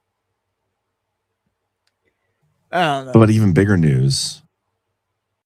These guys, I give Comer props because he's done a lot more than what others have this whole time, taking shots, even though I don't trust none of these politicians. But I will say, I have been proud of the relentlessness from my senators in a couple of areas, for Rand Paul and especially Massey, for relentlessly going against the grain and not caring when it comes to the whole pedophile thing, and it comes to the whole Epstein thing. He's been relentless. Him and MGT or MTG were relentless together, and now she's stepping out of the fray. It leaves him kind of take all the shots here, and I got an update on that here in a second, but we had another jet have to perform a headbutt maneuver on an aircraft that invaded Mar-a-Lago's airspace in Palm Beach, down in Florida. And let me say that this happened a couple dozen times. It's like 20 something times that this has happened. That's a lot. Never before has there been this much intrusion into the airspace. Ever. And F-16 was called up here on the 21st, yesterday, because aircraft come flying into the NOTAM, into the temporary flight restricted space. And a jet went up and jumps right down in front of it, basically. And they call that a headbutt, to basically to where it says, yo, I'm right here, and like, you better check yourself before you wreck yourself. Turn around, get out of here. They're hitting them all over the radio. They're giving them visual signs. They're giving them everything. They call this maneuver a headbutt. It's like right up, like you see in the image here. It's as close as you can get to where you can stare at them, like get right in front of them and give them a warning. Shooting off flares, doing all that. From there, if they want to continue to do crazy maneuvers and crazy stuff, they can be given the orders to shoot down, and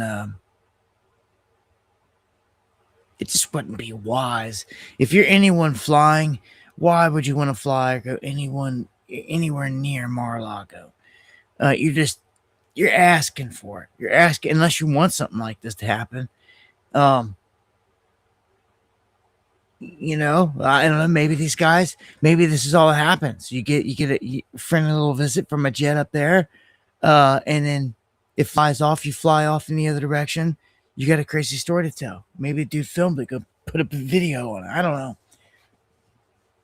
I don't know. I'm just saying, like, you're gonna get a jet swooping in on you. You try this. But everybody's got different reasons. Maybe someone was innocently flying through here.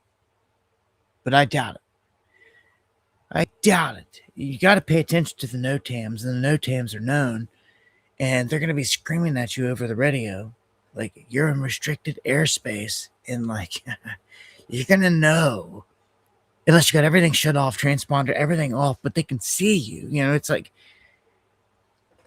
you're not, it's one thing to shut your stuff off and be, like, hitting off of radar, but, like, when they've got visuals on you, it does you no good. All right.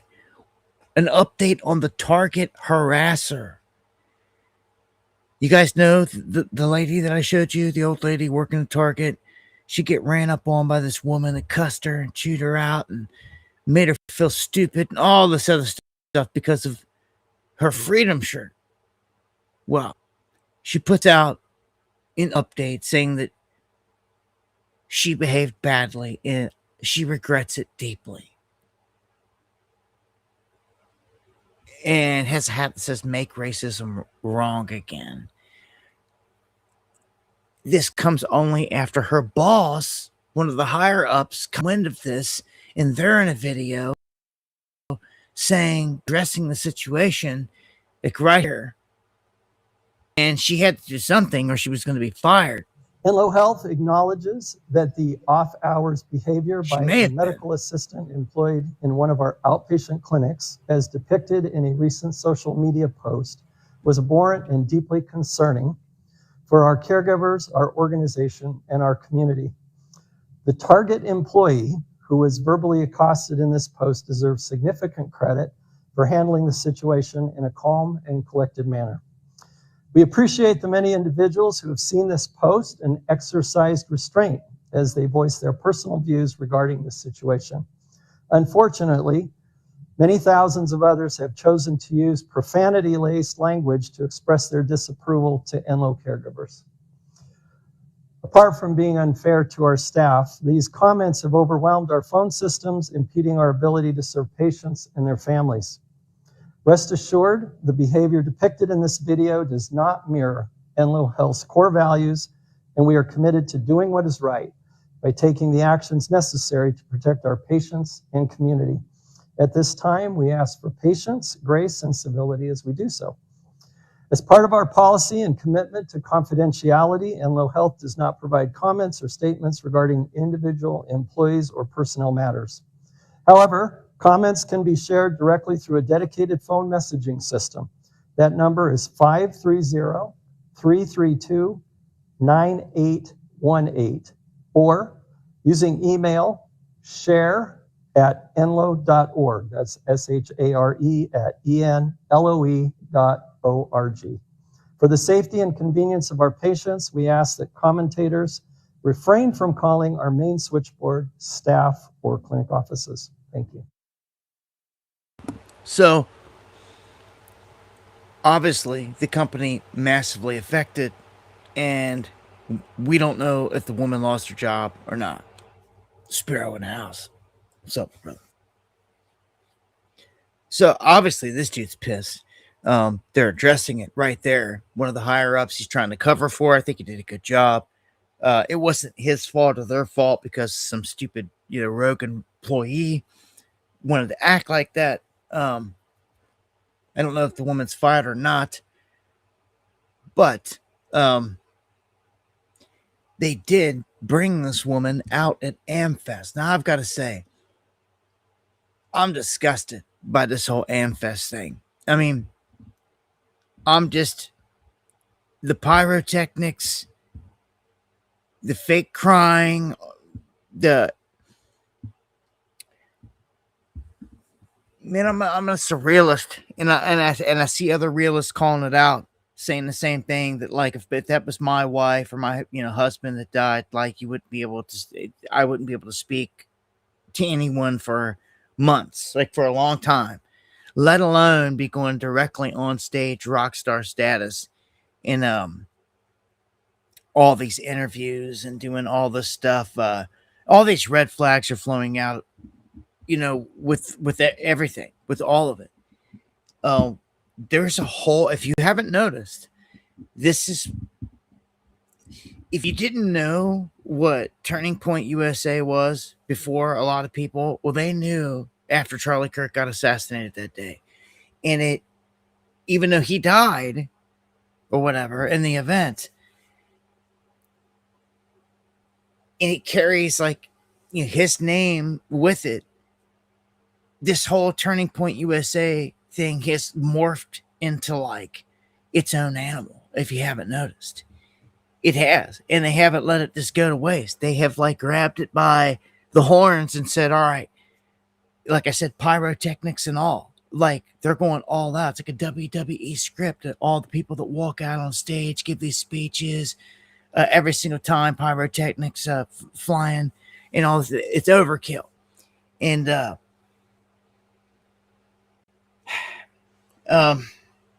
don't know. That's just the part about it. It's just they're free to do their thing or whatnot. But I'm looking for the soul message at the bottom of it.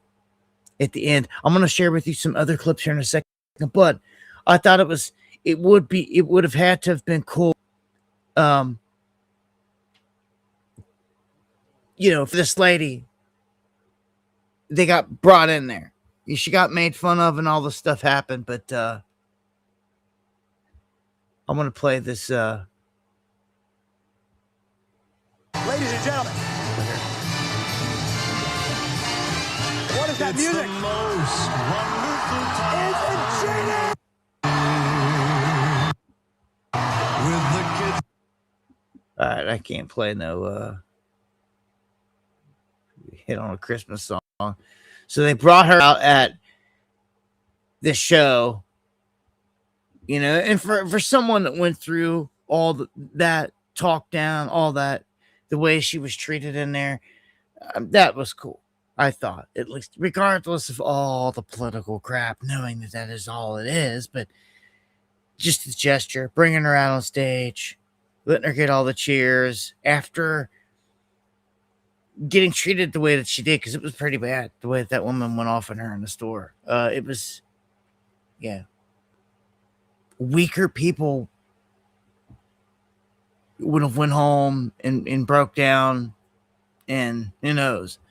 But she handled it well. And then they asked her, like, in a clip also, that, like, do you want to see her get jail time? And, like, immediately the old lady's response was no. Like, two wrongs don't make a right. And I was like, man, you reminded me of my granny. Like, when she said that, like, just the way she said it was just weird, the way it hit me. And thank you, Kimmy, for the coffee. Much love. I don't know. It was just, I thought she was genuine, and I thought that the whole thing was pretty raw. So we've got, if you don't know how these things go, like, they've got everybody and their mama, like, showing up here like rock star status. Maybe I need to cover one of these events. Maybe not, but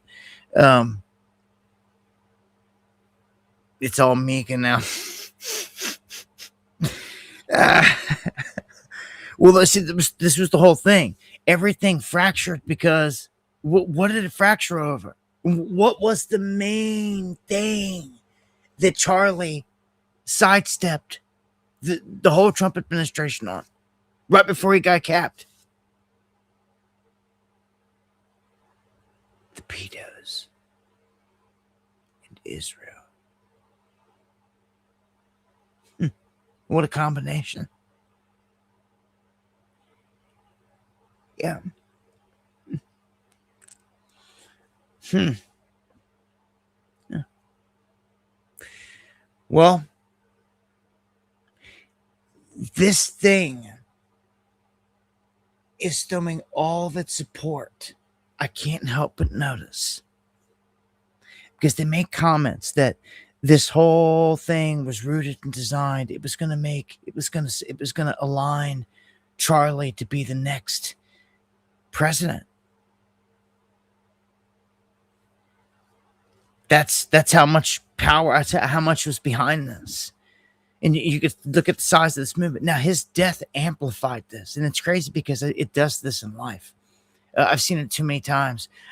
So many artists I've seen too many times that, like, some of them you wouldn't even have known till they're dead, then their music blows up. And so many that, like, their music blows up right as they die. It's happened with Tupac, Pop Smoke, Juice WRLD, on and on. I'm gonna play a clip though here. I want you to see that, like, how much of this.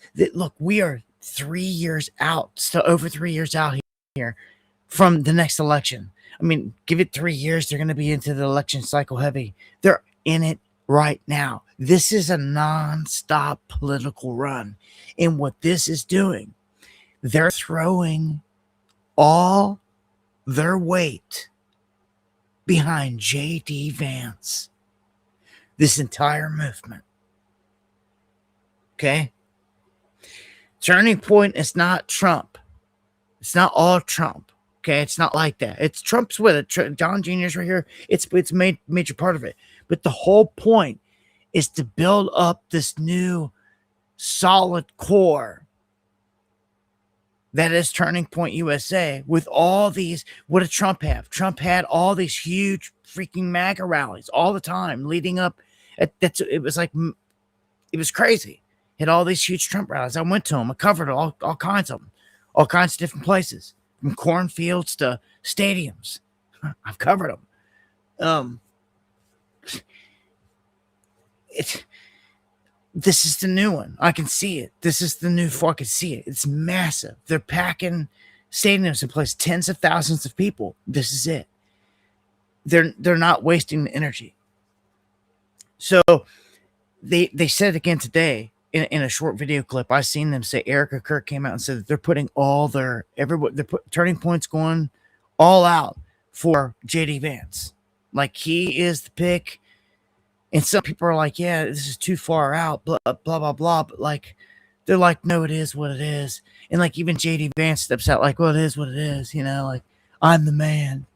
And, like, I can't stand the arrogance, but, like,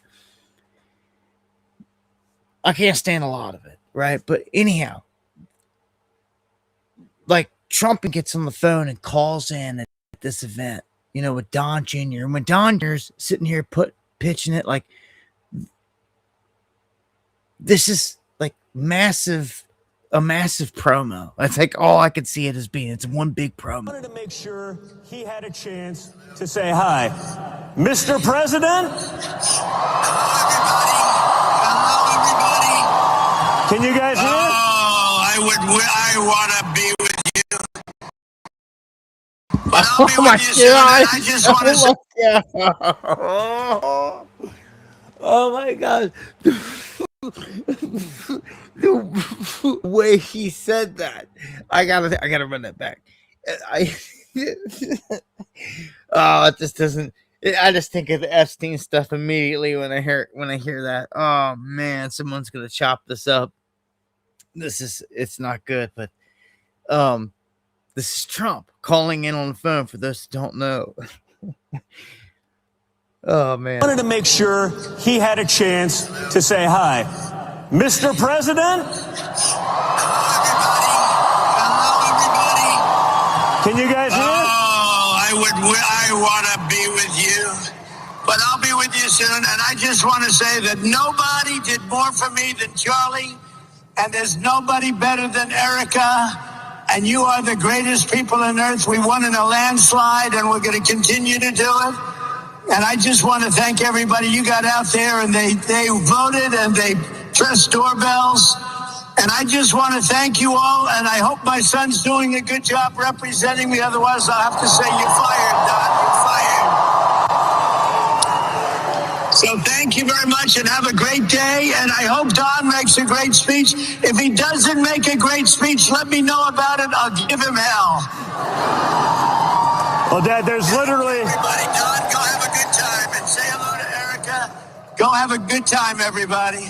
Well, there's 30,000 young patriots in this room. The movement continues. They're looking forward to supporting you and everything that you, Charlie, and really everyone that's part of this movement stands for. So thanks, Dad. We appreciate it. We love you. We'll speak to you soon. Thank you very much. And thank you very much, everybody. We love you.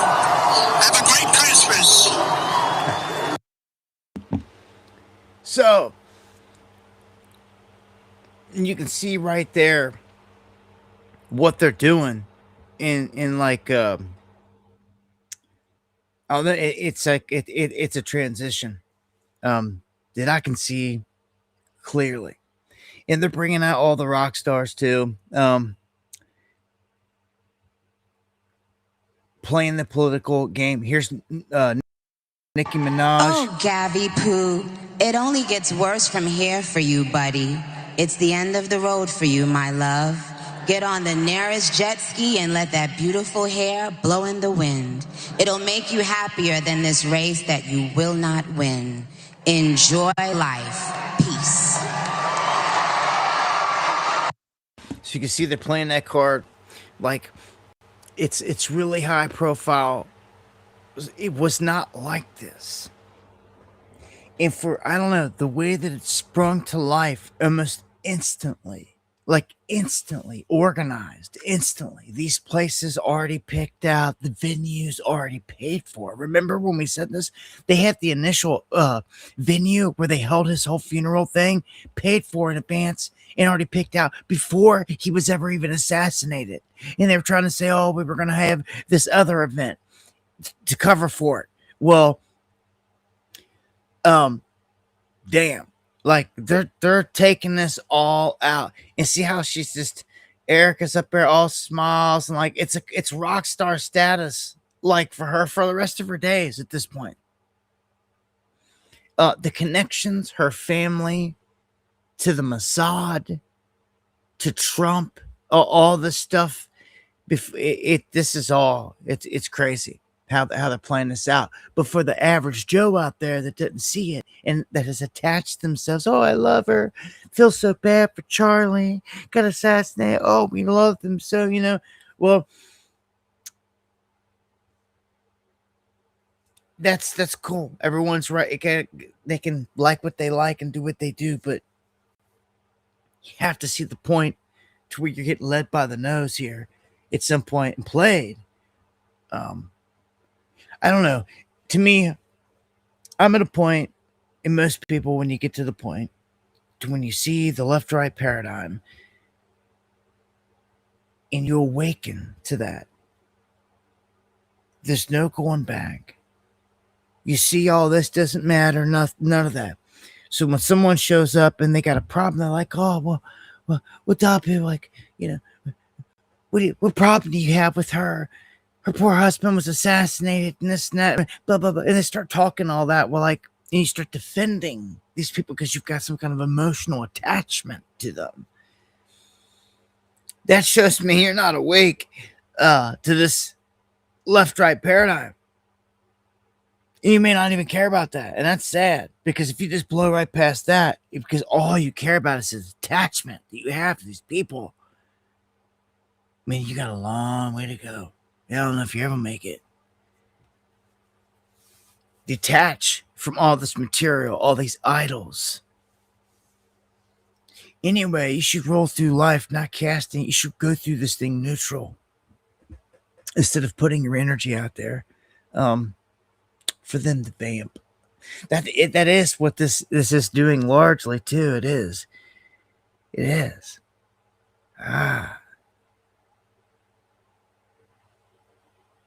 Whenever you do this, whenever you have large audiences, stadiums, any large amount of people, it's an energy vamping moment. We control it the right way. They're taking advantage of this to the fullest. And look, I was telling you, I want to know where they're going with all this. Well, look, it's definitely not about peace or anything, and I can't stand Benny the Shill here. I told you the whole time what he is and what a lot of these characters are. And look where he's on stage up here with all these other guys. Well, the enemy's not...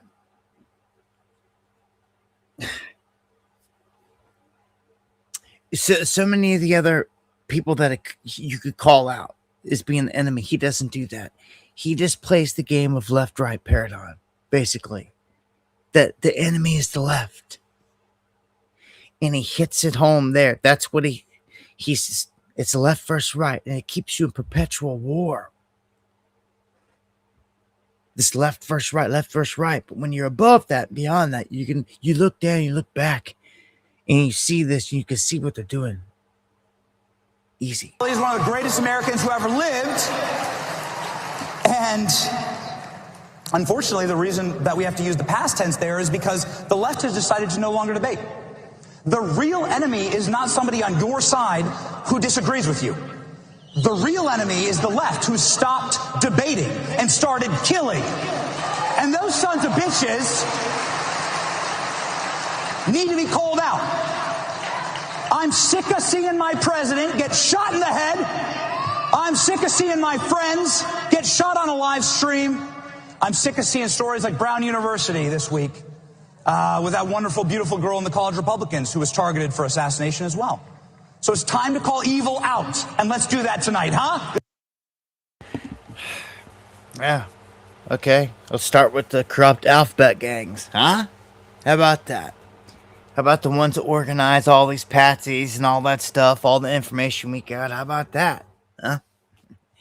He won't take it there, never does. She'll never does. It definitely won't point out anything connected to Mossad or anything like that. He won't touch that. But these are the shills that are on $1 million payrolls. Remember when I reported on it? All these people that were exposed, these I don't know what you even want to call them. I can't even call them anything. They're just They're fakes to me. They're making millions. They get all the publicity because they're working for the man. They would never dare speak how we speak all these truths. We suffer the repercussions that we endure all the attacks and get put in the dungeon where they get put on stage and everything comes with it. But it's the difference between selling out and fighting a fight. All too many take that path to sell out. All too many. I've seen so many characters come into this game just to make some money. That's it. They care not about the true essence of the fight. Okay. Epstein time. On Saturday, they dropped new files. And this is kind of comical that they did what they did here. They dropped the files. The files that you see right here.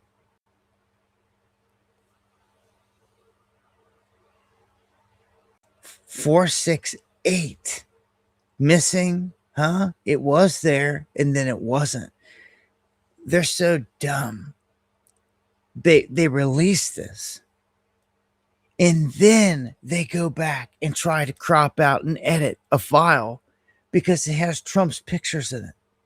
Has his face there and right there. And I'm gonna tell you right now, this just feels like something that, like, as soon as the information got out, because anything getting released, the Trump administration is the first ones to see it. The first ones, they're eyeballing everything. So as soon as this is put out and made public, they see this file. What do you think Trump says? When the main drawer at Epstein's desk is pulled open, and there, right there, on top, right there and on the left, is multiple pictures of Trump. Like he is that says a lot right there. Of all the people in the world. And that he's in the drawer. And he knew that they were good friends.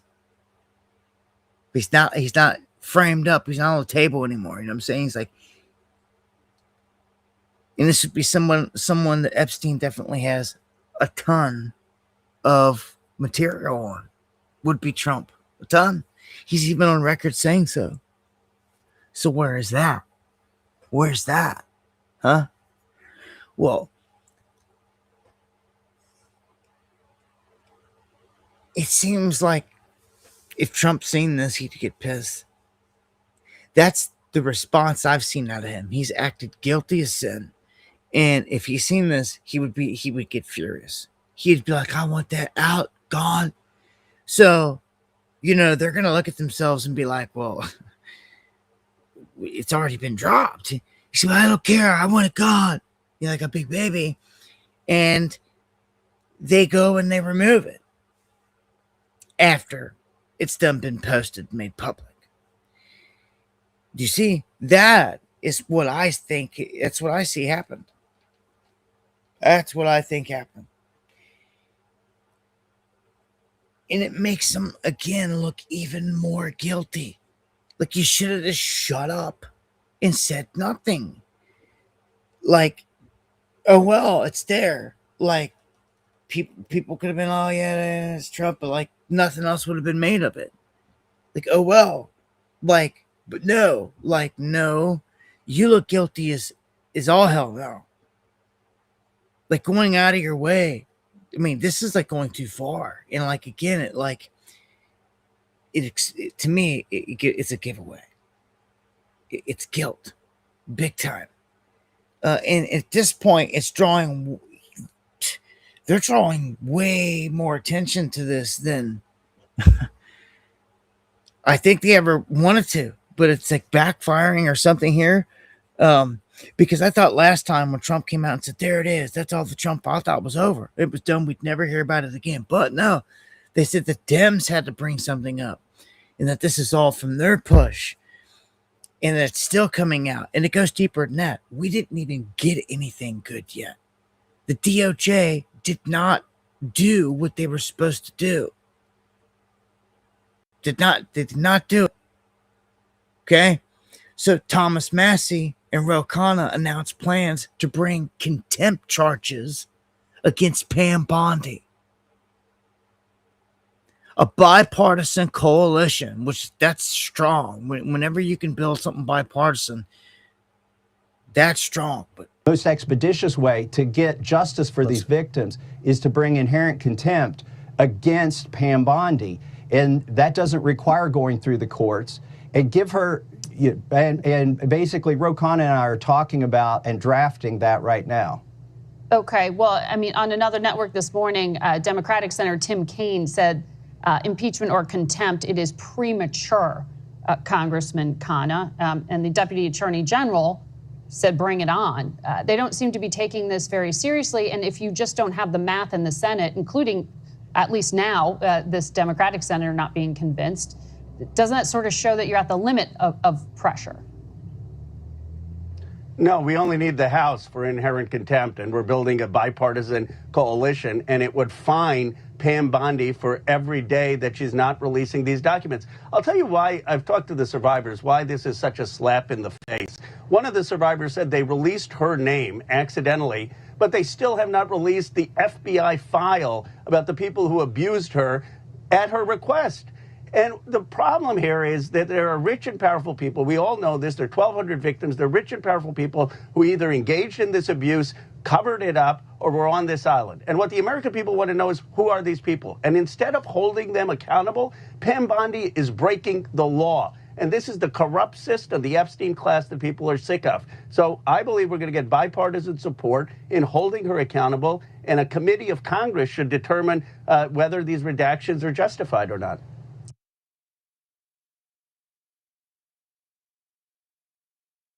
okay, like, how can you even support anything connected to any of this? Like, if you're voting again, how can you vote for J.D. Vance when he's sitting there? He's a part of this whole thing that's going down right now. How can you act like he's separate? He's the vice. Like, first off, yeah, Pam Bondi, they're going to bring contempt charges. Let them. That's going to, as he said, for every day she does not release the files, which she should have released, she's going to get fined. This gets the ball rolling. And I'm down with that. Like, let's do something here. Like, this is accountability. This is, you don't see a lot of this, right? You really don't. To where they're holding the flyer to them, but like,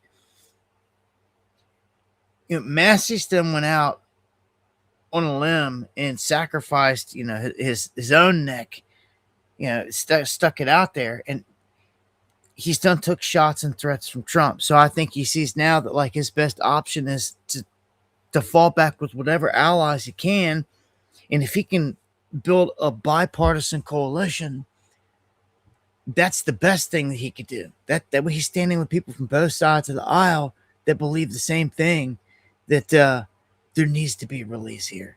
As we all think there needs to be a release. Problem is there's some very powerful people that's going to be in some very precarious positions.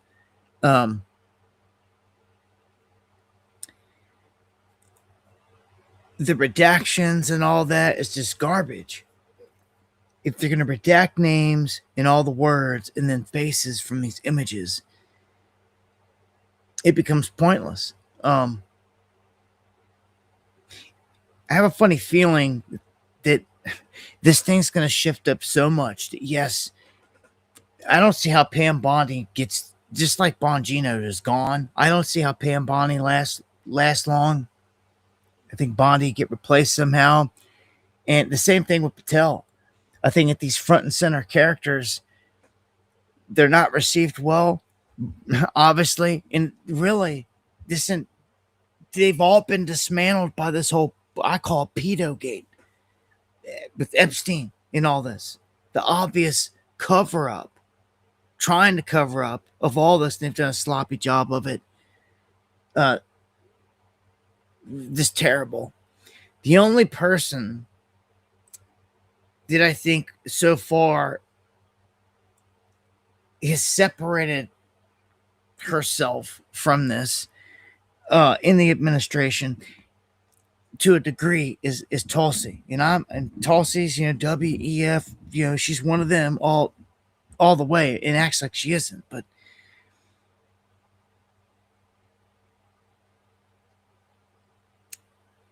they got all the bases covered still.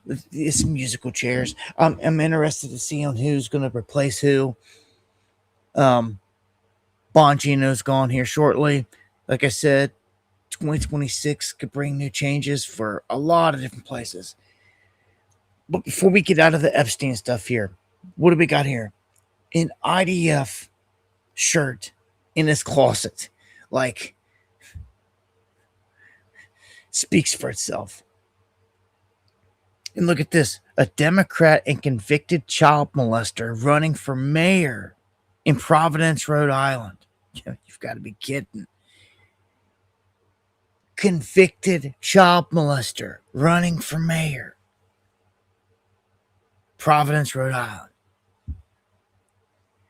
You see, this is what you can't have when it comes to, and you say, all right, what's the difference between right and left and the politics out here? And you can't play either side. And you're like, well, look, bad is bad. Okay? There could be pedos from either side. It doesn't matter. Child molester, man. There's no excuse, man. No way. And to run for mayor, someone that's going to be around the people, like all the people, including children, like I don't think so. Shaking hands and nuh-uh. But a democratic city, if the people are going to allow this, then the people will allow it. Some of the leadership in places are a testament to the people there, because all right, look at this. Fulton County. This is crazy. This is basically them admitting that the last Trump administration, when Biden won, that basically he didn't, because he only won by I think they said 17,000 votes or something crazy. And they're saying that they're admitting here that 315,000 were unlawful in Georgia. Fulton County, which means that would change the entire election. And Trump's saying they've got all the proof and all the evidence, they're going to be releasing it and blah blah blah. But I mean, what good does it do now? What is he going to try to put up some? I could see him trying to put up some petty argument. Well, then you could make up for it for giving me since it got robbed. And there's an asterisk by it, you can make up for it by giving me one extra term, 4 years, since you robbed me of it. I can see him trying to work some crap like that. For real, I mean, although I don't think that this dude, I mean, if I was him personally right now, his age, with life and everything, like, I wouldn't want to run 4 more years. Like you did your job, 8. Like when you're that old, get up into the 80s. Like, I don't know. I wouldn't personally want to. Well, for the people in a real game, if it was righteous, I would do it. Until I was dead. But you can't do it like that, right? You can only go 2 terms. But I don't know. In this situation, I don't see there's any hope. Everything's rigged. You're staring at J.D. Vance versus Newsom. See, we're still years out, and that's That's what it's like destined to be. You could throw some AOC in there, throw in a little whoever else. I'm already sick of it. Already sick of it. Game's rigged, man.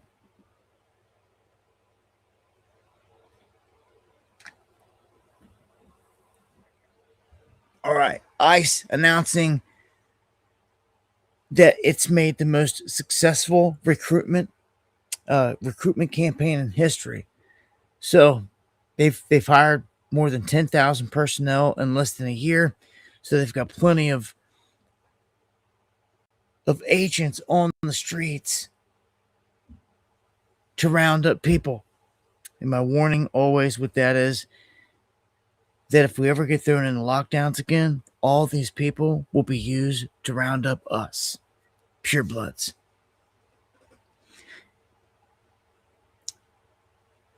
Tulsi comes out and sounds the alarm on radical Islam. And it's like, okay, her and Rubio. It's like, why did you let it all happen? Like, she tries to keep playing this card like the deep state. And it's like, man, this doesn't work with me. Like, you know who these people are. Name them. This whole deep state boogeyman crap is garbage. Like, there's only so many people in the government. Like, name them. That's why they're all complicit. Which issued a call to action to use American legal and political systems to implement Sharia law. This is already underway in places. This is already underway in places like Houston. This is not something that may possibly happen. It is already happening here within our borders. Paterson, New Jersey is proud to call themselves the first Muslim city. They are working to implement in their own governments these Islamic principles that are forced on people through the use of laws or violence. The bottom line is this: when we talk about the threat of Islamism, this political ideology, there is no such thing as individual freedom or liberty. As Charlie said over and over again, it is fundamentally incompatible with our nation's foundation of freedom.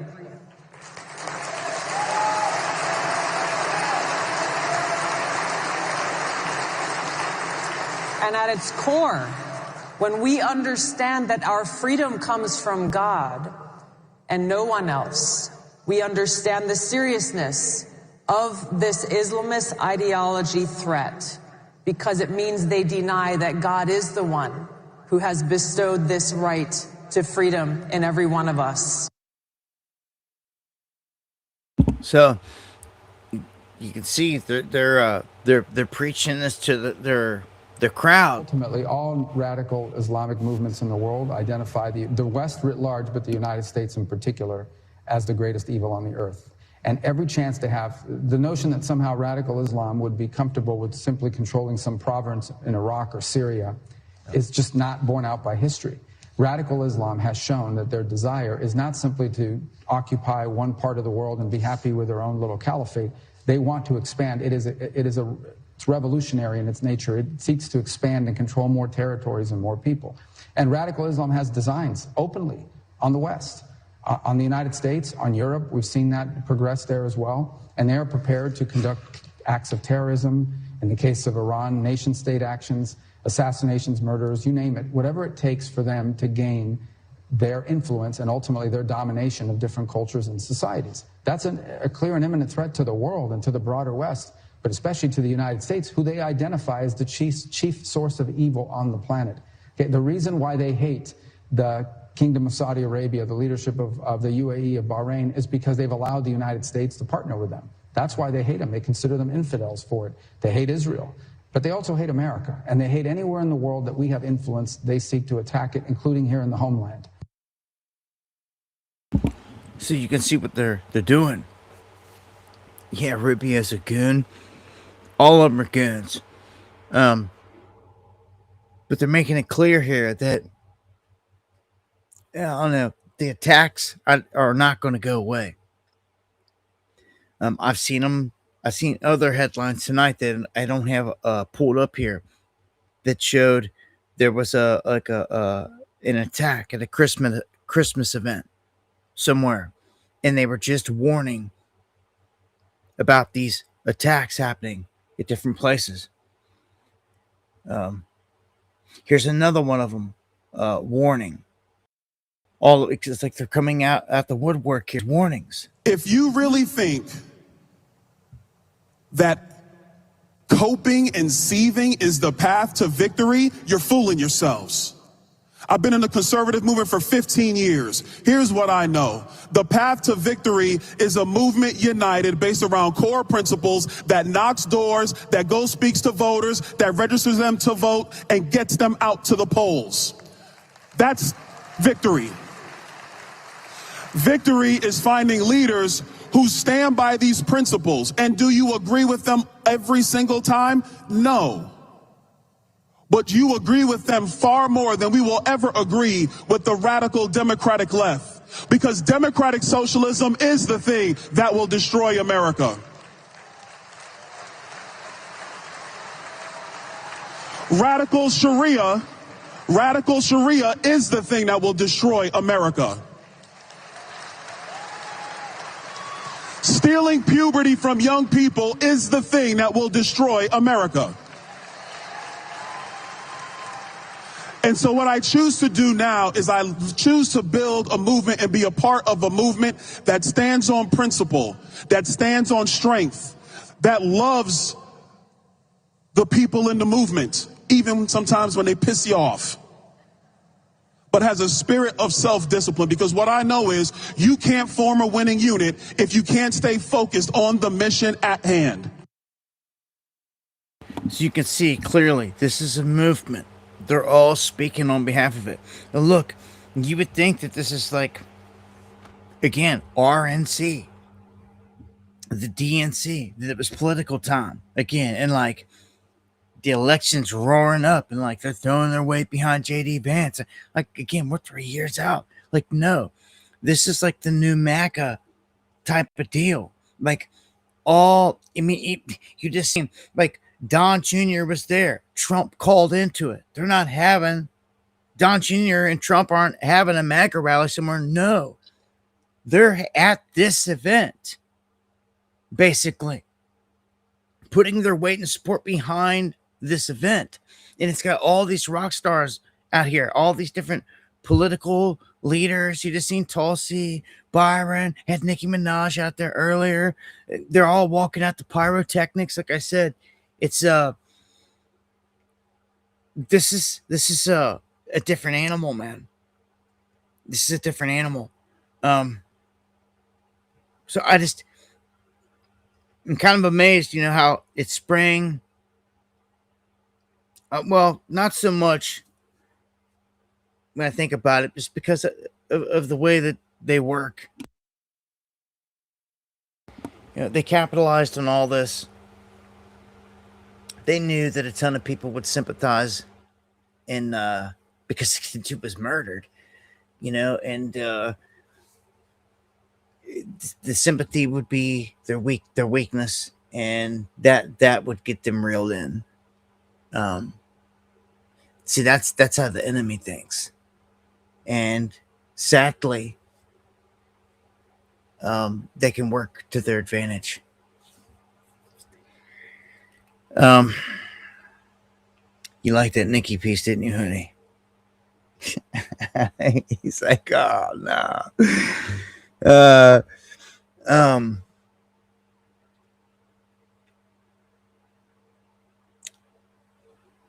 At least it wasn't messy, huh? All right, so Denmark furious after Trump names a special envoy to Greenland. Now, what's this mean? Well, I watched the clip earlier. I don't have one to share here, but actually, I do got one on my X. You can go over and check out. He basically points out that we're taking it. And I tell you, today when he was up there talking, I never seen him talk so mafia-like a mafia boss ever. His body language is, he looked like he was high. He looked like he was smoking. Like, his body language, everything was all super mellowed out, like casual, and he was just talking like, nah, we're doing this, we're taking that. Like, and somebody asked him, like, what about the boat, the oil and everything? Something something like million barrels. It's like, yeah, we're keeping that. We're keeping it. Like, really? And like, yeah. And we're gonna keep the boats too. And it was just like, okay. And like, they're gonna keep seizing them and all this. And he's like, Maduro could do whatever he wants, man. Like, but if he wants to play tough guy, it'd be the last time he ever did it. And it's just the way he is, everything, like, man, like, remember, we're all just sitting here waiting, like, any moment when ground strikes, like, begin down there. It's been so drug out. It's kind of crazy. It's been so drug out, but you could say that it's a good thing because war's not actually happening yet, but it kind of is because they're striking boats, but it's not. Like, their military is ready down there. We'll get into that here in a second. An update. Netanyahu wants to attack Iran again, just so that you know. He will lobby Trump when he visits Mar-a-Lago here next. So, yeah. Trump's boss, BB, is going to tell him he wants to attack Iran. So, I told you it wasn't over. And here we go. How could it ever have been over? They said they annihilated everything, but don't you know they didn't? And here they go. It doesn't matter if they did, they didn't. They want to attack them again. So, get ready. 2026 is going to have an attack on Iran on the table. Like, we're going to get hit. Israel, it can get hit hard. They were getting hit by missiles last time. Don't get it twisted. Like Iran was slipping them in because old Iron Dome over there is a little rusty. It's supposed to take these shots down. It wasn't. Hypersonics were pulled out and they were sliding right on by. Right on down like liquid lightning, just darting. Just you seen it? Dude, the hypersonics, man, are a whole nother animal. Iran, Russia, even China's got the capability now. They're adding them in different ways. They have just rolled out a brand new satellite that is disc shaped. Looks like a UFO. And this is going to be interesting. You're going to have all these disc shaped satellites, moving around now. They look pretty wild. They look like a UFO. So things are going to get interesting here. Also, the UFOs, a satellite. Well, you'll always be able to tell a satellite should always move at satellite speed, and it should be in the satellite realm trajectory up there around 30,000 feet or whatever it is. Geosynchronous orbit. You're seeing something outside of that, then chances are it's a UAP, UFO.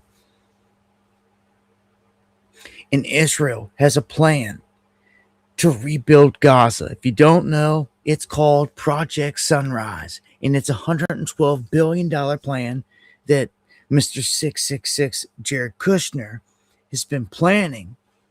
And this is it. This is what I was telling you about. You wonder why they've wanted it to look like rubble. Well, they said they're bulldozing the entire place. That's the plan, period. Well, now, it's not a secret. It's not a conspiracy. It's real deal. When these guys come out with the blueprint and say, this is the project. This is what we want. We want a new and unified Gaza. They're getting what they wanted the entire time. They're going to say that the Palestinian people can live there, but it's going to be all these security things. You know what I'm saying? That basically they're not going to have any rights there if they're within there. And they're going to try to make it a utopia. All right. They envision making Gaza like Dubai. or better. If you can imagine that. That's what they're looking at trying to do. Okay, $112 billion plan. Are you kidding me? Of course, this is Israel we're talking about here. Rothschild money and everything else. Yeah, Kushner and all of them. So the whole clan supporting that will be like their baby, their mega vacation destination. Like, at that point, if they can fulfill that, they would love that. Of course, Netanyahu, they want the greater Israeli project, period. And that goes up in Lebanon, which we're talking about bombing again. That goes into Syria, which they've already gone in and swooped up areas there. It goes into Jordan, goes into Egypt, or into the Sinai, which is interesting. When's Israel going to make that move on Egypt? There has to be some kind of scenario they set up to do it that I foresee. I've warned you that we're also breaking away from NATO, Europe. Like, it's not buddy anymore, so to speak. Like, we're breaking away. They're like talking smack. And like, Trump's like, oh well, like, forget it. Even Rubio here saying that Europe, they risk wiping out their shared culture responsibility of Western civilization. Like, they're done. Saying that they've let it get way too out of control. They're doing nothing to counter it. And that, like, they're really signaling they're breaking away. Like, this, not even friends or nothing. And what's nuts, it's looking more and more like Trump's going to go strike up deals with Russia, which will be game changing. But you can't do that until this whole Ukraine thing is settled, right? So, in the meantime, a Russian general here killed by a car bomb in Moscow. He's the third top officer assassinated in a year. So, things are getting real, have been real. But Ukraine losing, NATO completely losing the grip here. Macron seeking new talks with Putin. He wants a new path to these negotiations. So, this is kind of a first, and Putin said he's down to talk. We'll see where that goes. But Zelensky, trying to play boss man again, he needs to just go somewhere and like get out of here. He says that citizens in eastern Ukraine will not be allowed to vote. And that's just ridiculous. Everyone else was like, that's not going to work. He always wants, he's got these demands that are not reasonable. And I'll be glad when it's over. I'm sick of reporting on Ukraine. And I can't stand Zelensky, the whole thing. We've seen the scam since Jump Street, all the way back in the Obama administration. They ran out the elected government with Maidan, which was fake protests on the street paid by the West. They caused chaos. And then the Obama administration went and stole all the gold, and they raped them. Fast forward to today, Zelensky was a puppet installed pretty much under the Biden regime, you could say. Now, the Trump administration having to clean up and finish the job here, so to speak, and have to deal with a man that doesn't want this to end, because the moment it all comes to an end, like he comes to an end of power and fame and all this, his moment in the spotlight, it's about to come to an end anyway. I feel for Zelensky. So let's get an update on Venezuela before we shut it down. Maduro, obviously targeted to get out. Trump's give him every warning possible. The guy doesn't seem to be taking the warning sign. He vows to defend his homeland at any cost. He orders naval escorts on tankers. So now the U.S. is out there snatching up tankers. Now, if they try to do it, there's going to be an interaction. Watch. That's the next thing on the table is our militaries popping off head to head out in the water, because that's where it's destined to go down. So, you can see the U.S. forces target a third Dark Fleet tanker near Venezuela, and they're connecting these vessels to Iran and China. Flat out, in Beijing condemns Trump's gunboat diplomacy after a China-bound tanker is seized. So they're all getting tied up here. And what was Trump saying earlier about Greenland? If you watch the video clip, he said, we're not taking Greenland for resources or minerals like everyone's saying. We're taking it for national security.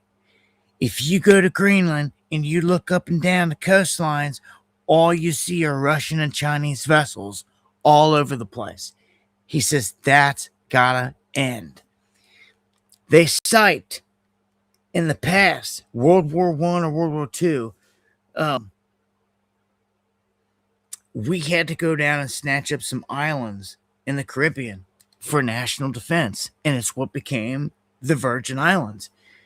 And like nobody had a problem with that then. But like, Greenland is freaking huge, man. Like, I don't think people understand. Like, look at it. Look at it.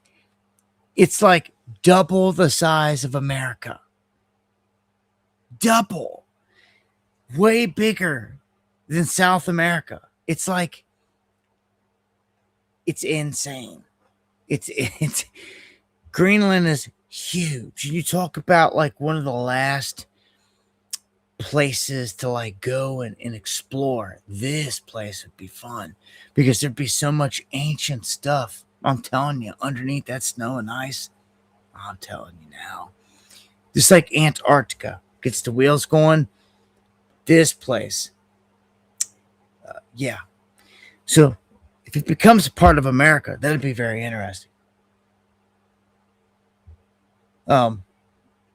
China, though, saying that we're closer to war because we just sent $11 billion worth of weapons to Taiwan. It's pissed them off. So it's like, which is it? Are we at peace? Are we at war? As Trump says, is Xi Jinping your best bud and all this stuff, or not? Or is it war because they're bringing in all this fentanyl? Like, which is it? Well, I'll end with this. It's what they call the Russia-U.S. new Detente. And I'm serious. Listen to this. This could change everything. I've been eyeballing this since it was first brought up because it really, it felt like this is where it could go. And it looks like it could. Only thing you're missing here is a Ukraine peace plan. Now check it out. Even Vladimir Putin just dropped a huge message last week to the American people saying that, look, us, the Russians and the United States together, we do better for the world. Well, what do we have here? Talks of this new Detente. And what does that mean? This means that the U.S. and Russia are about to sign a series of deals and compacts that will change absolutely everything. Absolutely everything.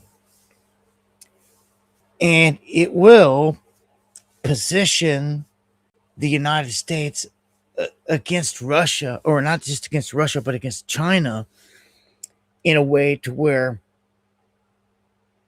I don't know, it's kind of almost a rug pull on China. It's not all the way, because we're not at war, and even though Russia has military pacts with China, they're open to have economic deals with anyone, including the United States. So the United States and Russia are about to have huge deals laid out. They've already talked about them. They've already showed their hand, both sides. The stupid war has stopped it. They've talked about a freaking corridor opening up between Alaska and Russia up there. All these huge things that can happen. And as Vladimir Putin himself said, and I've said many times before, no one can stop us. It's the truth. No one can stop the United States and Russia. But this would not be war. This would be economic. And it would signal, though, that just how badass we are. And that you couldn't touch us. That really, it's, all eyes would be on China again. It always comes back to the United States. For China to get where they really want to be, they want that top little perch spot. They have to knock us from it. And the only way that you're going to do that, in my opinion, is to be the ones that lay claim to doing it. And it's putting our lights out. They're on record saying that they don't never have to go to war with us because they only have to hit us one time. So China has no problem taking the credit for putting our lights out. Because if it happened, it would set us back. We would lose the AI race. We would lose all that. We would do good just to survive. And I don't think that China would start bombing us and it would be Red Dawn. I don't think none of that. I think they'd play the card. If that happened, they'd actually send aid because that would be the strategic thing to do. Russia, China, they would all send international aid. They'd act like they didn't have nothing to do with it first. You have to prove it. And by all accounts, if they're wise, if you tracked it back, it wouldn't be them anyway. It would be North Korea. North Korea has satellites up there called the Shining Star satellites, and they have been warned to be EMPs. This is known. It's been known for years. And there's multiple of them. That's it. That's it. We all know they're backed, all their technology and weapons through Russia and China. And, if it was said to be that, I see our military nuking them one time, hitting them with a mushroom cloud for the history books. And that's it. What is a crippled United States going to do besides that? You're going to have some warships out at sea with some nukes. You hit them with a retaliation shot, whoever you think did it. You're done, though. We're in the dark. I've warned you about that forever. Lights out. It really benefits China more than anyone outside of our own government. Really, it doesn't even... Lights out doesn't benefit our government a whole lot. It causes a whole lot of chaos. It makes a mess. A huge mess. A real EMP would. Huge mess. This place would be over. It'd be done. But we know that's what they want. It wouldn't be that would be the end. You see, that's like the end. But the bright side, they're looking for a reset, not an end. That I could see. You can always end, but a reset is a reset, which means you want to install a new way, a new system, and that's what's about to be served up. That's what's about to be served up. So, more than a lights out, I see like a cyber attack or like holding a huge glitch, maybe they're going to say or blame like they already tried to do. Hold the money hostage. That's the key. Remember, from here, there's only one thing left for them to do to get the masses onto the digital currency. They just need an event to do it. We've kind of sat here and war gamed this, brainstormed this many times, and it's rather easy, really. Just hold the money hostage for a couple days. Tell everybody, go over here and download the wallet. They're gonna do it.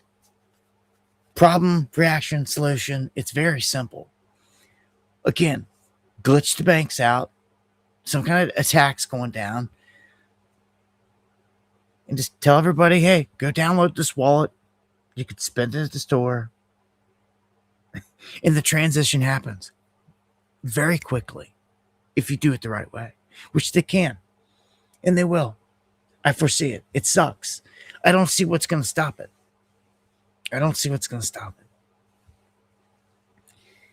When you have so many people needing money to pay bills and do all this stuff, they're gonna simply download a digital wallet. They're gonna be like, what do I need to do? Download this digital wallet, this app. Yeah, it's it. What else? Like nothing. The store, it's your money. It's a digital dollar. It spends just like your bank cards. Go to, boom. Go to the store, use your bank card, it works. They're going to make it where it's seamlessly easy. The transition. They just need an event. That's all we're missing, man. The scary part is it can happen any day, any moment. It could happen tomorrow. Right before Christmas. I always try to play devil's advocate a little bit and look at it from the flip side. Well, then when would be the best time for us to try to run it on, to get it? Well, you want to get a lot of people super panicked right now, right before Christmas, right now, literally. Tomorrow morning would be the best time to do it. Everyone trying to travel, buy last minute Christmas stuff, this and that. It's like, oh yeah. So many people will just gobble up that wallet. Most people are going to anyway. It really doesn't matter. Most people are going to gobble this wallet up anyway, download it. It's over. That's how this whole thing ends. Remember, we've discussed it over and over again. It's rather easy. I've explained it many times. So when a day happens and it comes, you'll be like, man, we actually did sit back and watch it and see all this before it happened. What else is going to happen? How else are you going to do it? I'm open. I'm not the almighty, all-seeing, all-knowing. Like, give me another example. Give me another situation, another plot, another idea here where you get the entire population to convert over one fall swoop to a new system. And I'm listening.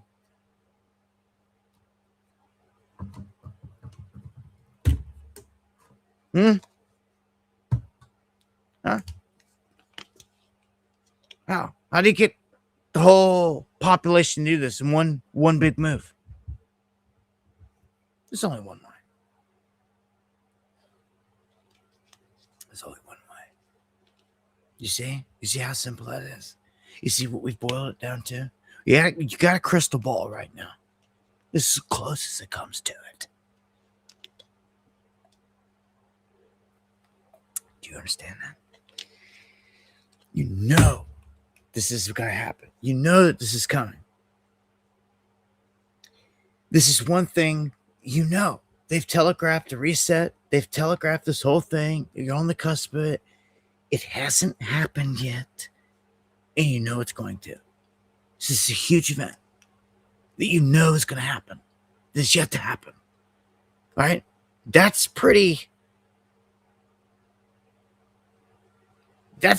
huge, man. When you stop and you think about the gravity of this. There's not many things that you can put in this basket that you know for sure. Like this. Oh, buddy, Go start putting your bets on Polymarket. Oh yeah, man. We got this one pinned down. No man knoweth the day or the hour, but can definitely know the event, know the details, know a window. Windows don't last forever. And look, we also know this. This whole thing's going to happen on Trump's watch, guaranteed. Okay? So you know it's going to happen within 3 years. So now you've got a window. From here to the end of his administration, whatever the day count is, count them down. You got a window. You got a window, and you got a guaranteed window, and you got a guaranteed event that's going to happen. Now what? You remember these nights here. You remember these nights when we called this out. You remember the day it all happens. It will be just like this, a flavor, a slice of something just like this.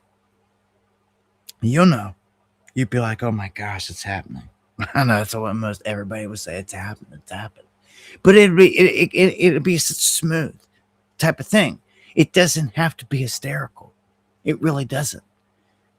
There'll be a little panic, of course, but like it doesn't benefit them to be too. I mean, it does benefit them. It does. If I'm the bad guy, yeah, it does benefit to have more panic. So just panic doesn't matter. Like more panic, the better if you're the bad guy, because you're just ushering more people into getting it quicker, right? So, but it's not necessary. If it's going to cause too much unwanted chaos, you could tone it down. You know, just it's pretty simple. You know. So look, Texas Rob says EMP. EMP doesn't get me there. EMP doesn't do that. Stop and think about what you said. Like in EMP, I'm trying to get people into like to smoothly transition here. Smooth is the key word. Okay. EMP takes it all out. Now, true, on the back end of an EMP, when you're bringing the whole system back up online, I will agree with you there. Perfect time. You're definitely going to roll out a new system. You just crushed the old one, the Phoenix Rising. That's true in that nature. Okay? But that's messy. And that's months of madness and chaos, and who knows who's going to live to that. Like, it's a whole nother animal. If you don't want to deal with that, and you just want to get the people switched over, you do it like I said. Worst case, you drop the freaking EMP, right? We know what's coming. All right. So he's my hey, much love, Rob. Deanne, thank you for the coffees and the support. Seriously. Some of you, it's a handful of you, man, the only ones that ever come through and support the channel. I appreciate it when you know. If it wasn't for you, I get no support. Straight up, man. It's appreciated more than you know. And thank you for hanging in there, everybody. It's already midnight. I was just letting it ride tonight. I guess it's only fitting I shut it down now.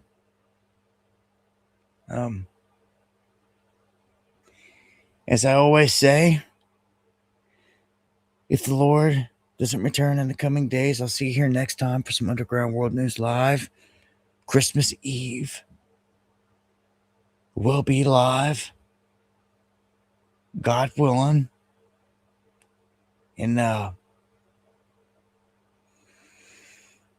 don't know, man. Stay safe out there, man. Your travels. It's one to watch. Just be safe out there. And from this moment on, all the way throughout the new year, head on a swivel.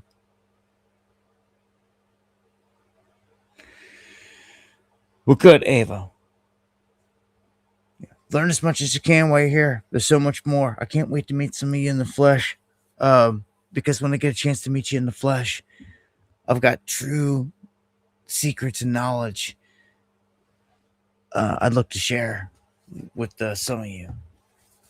Because I know those that go out of the way to meet in the flesh, you're really seeking it, and that's where you'll find it. And thank you, Steve. Again, thank you. Happy holidays, Merry Christmas, and all that. And thank you for everything you do. Thank you for the super chat. Man, I can't help but a part of me always wants to just keep going and talk about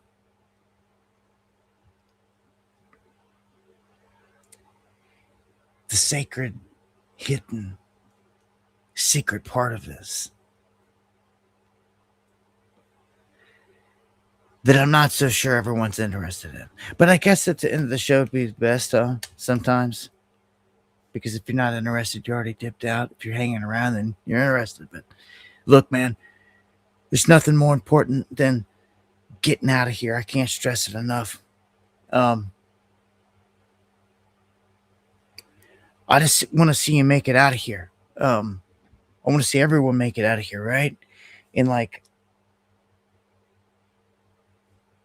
feel like there's certain ways that you can live your life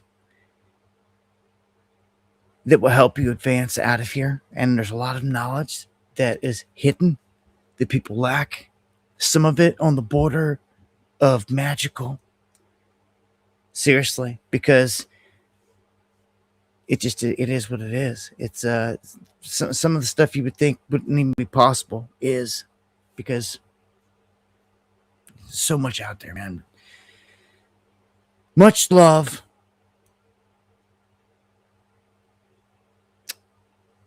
And I just much love, man. Stay safe. I don't know what it is, man. I hope nothing happens in the coming days. We'll see you here next time. Some Underground World News Live. God bless.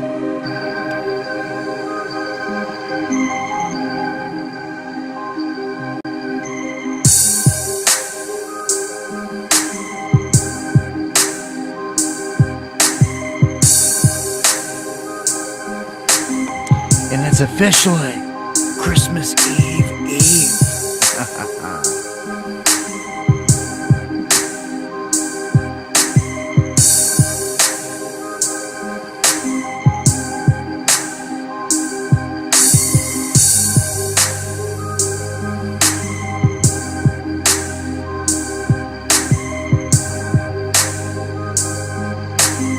And you are in the 3 days.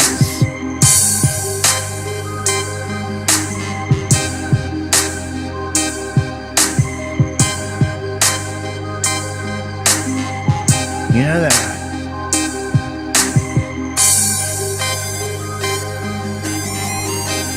You are in the 3 days.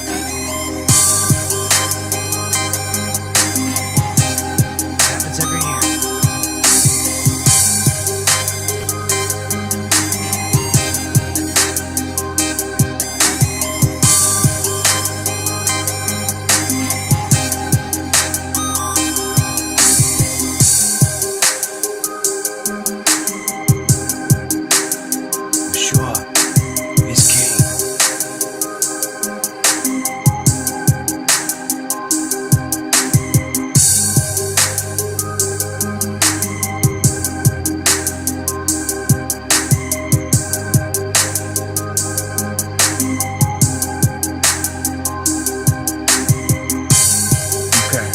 Days of what? Soft kidding. This one's coming to you. You have the solstice on the 21st. Right? And on the 22nd, the sun sits on the horizon. Okay? It sits still for 3 days.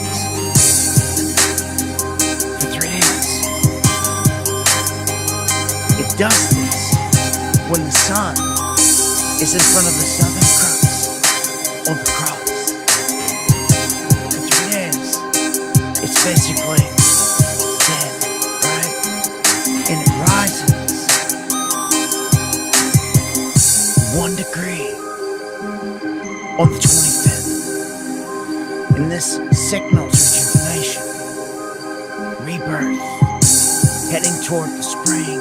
So there's this 3 days where the sun is dead, basically, on the horizon. We're in it. You dig? Much love.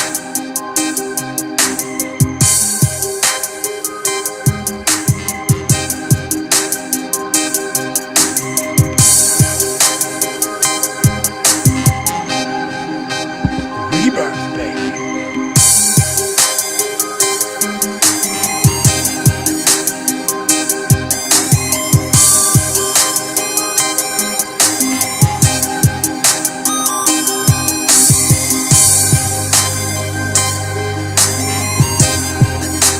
We're still stuck in yesterday, O-Rips.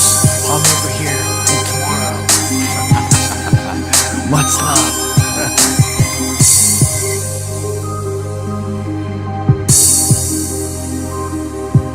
That's crazy now that I think about it, though. Yeah, man. I'm already in the day ahead of you, bro. Hollering at you, still stuck on in the other day. Much love, all y'all. Say a prayer. God bless.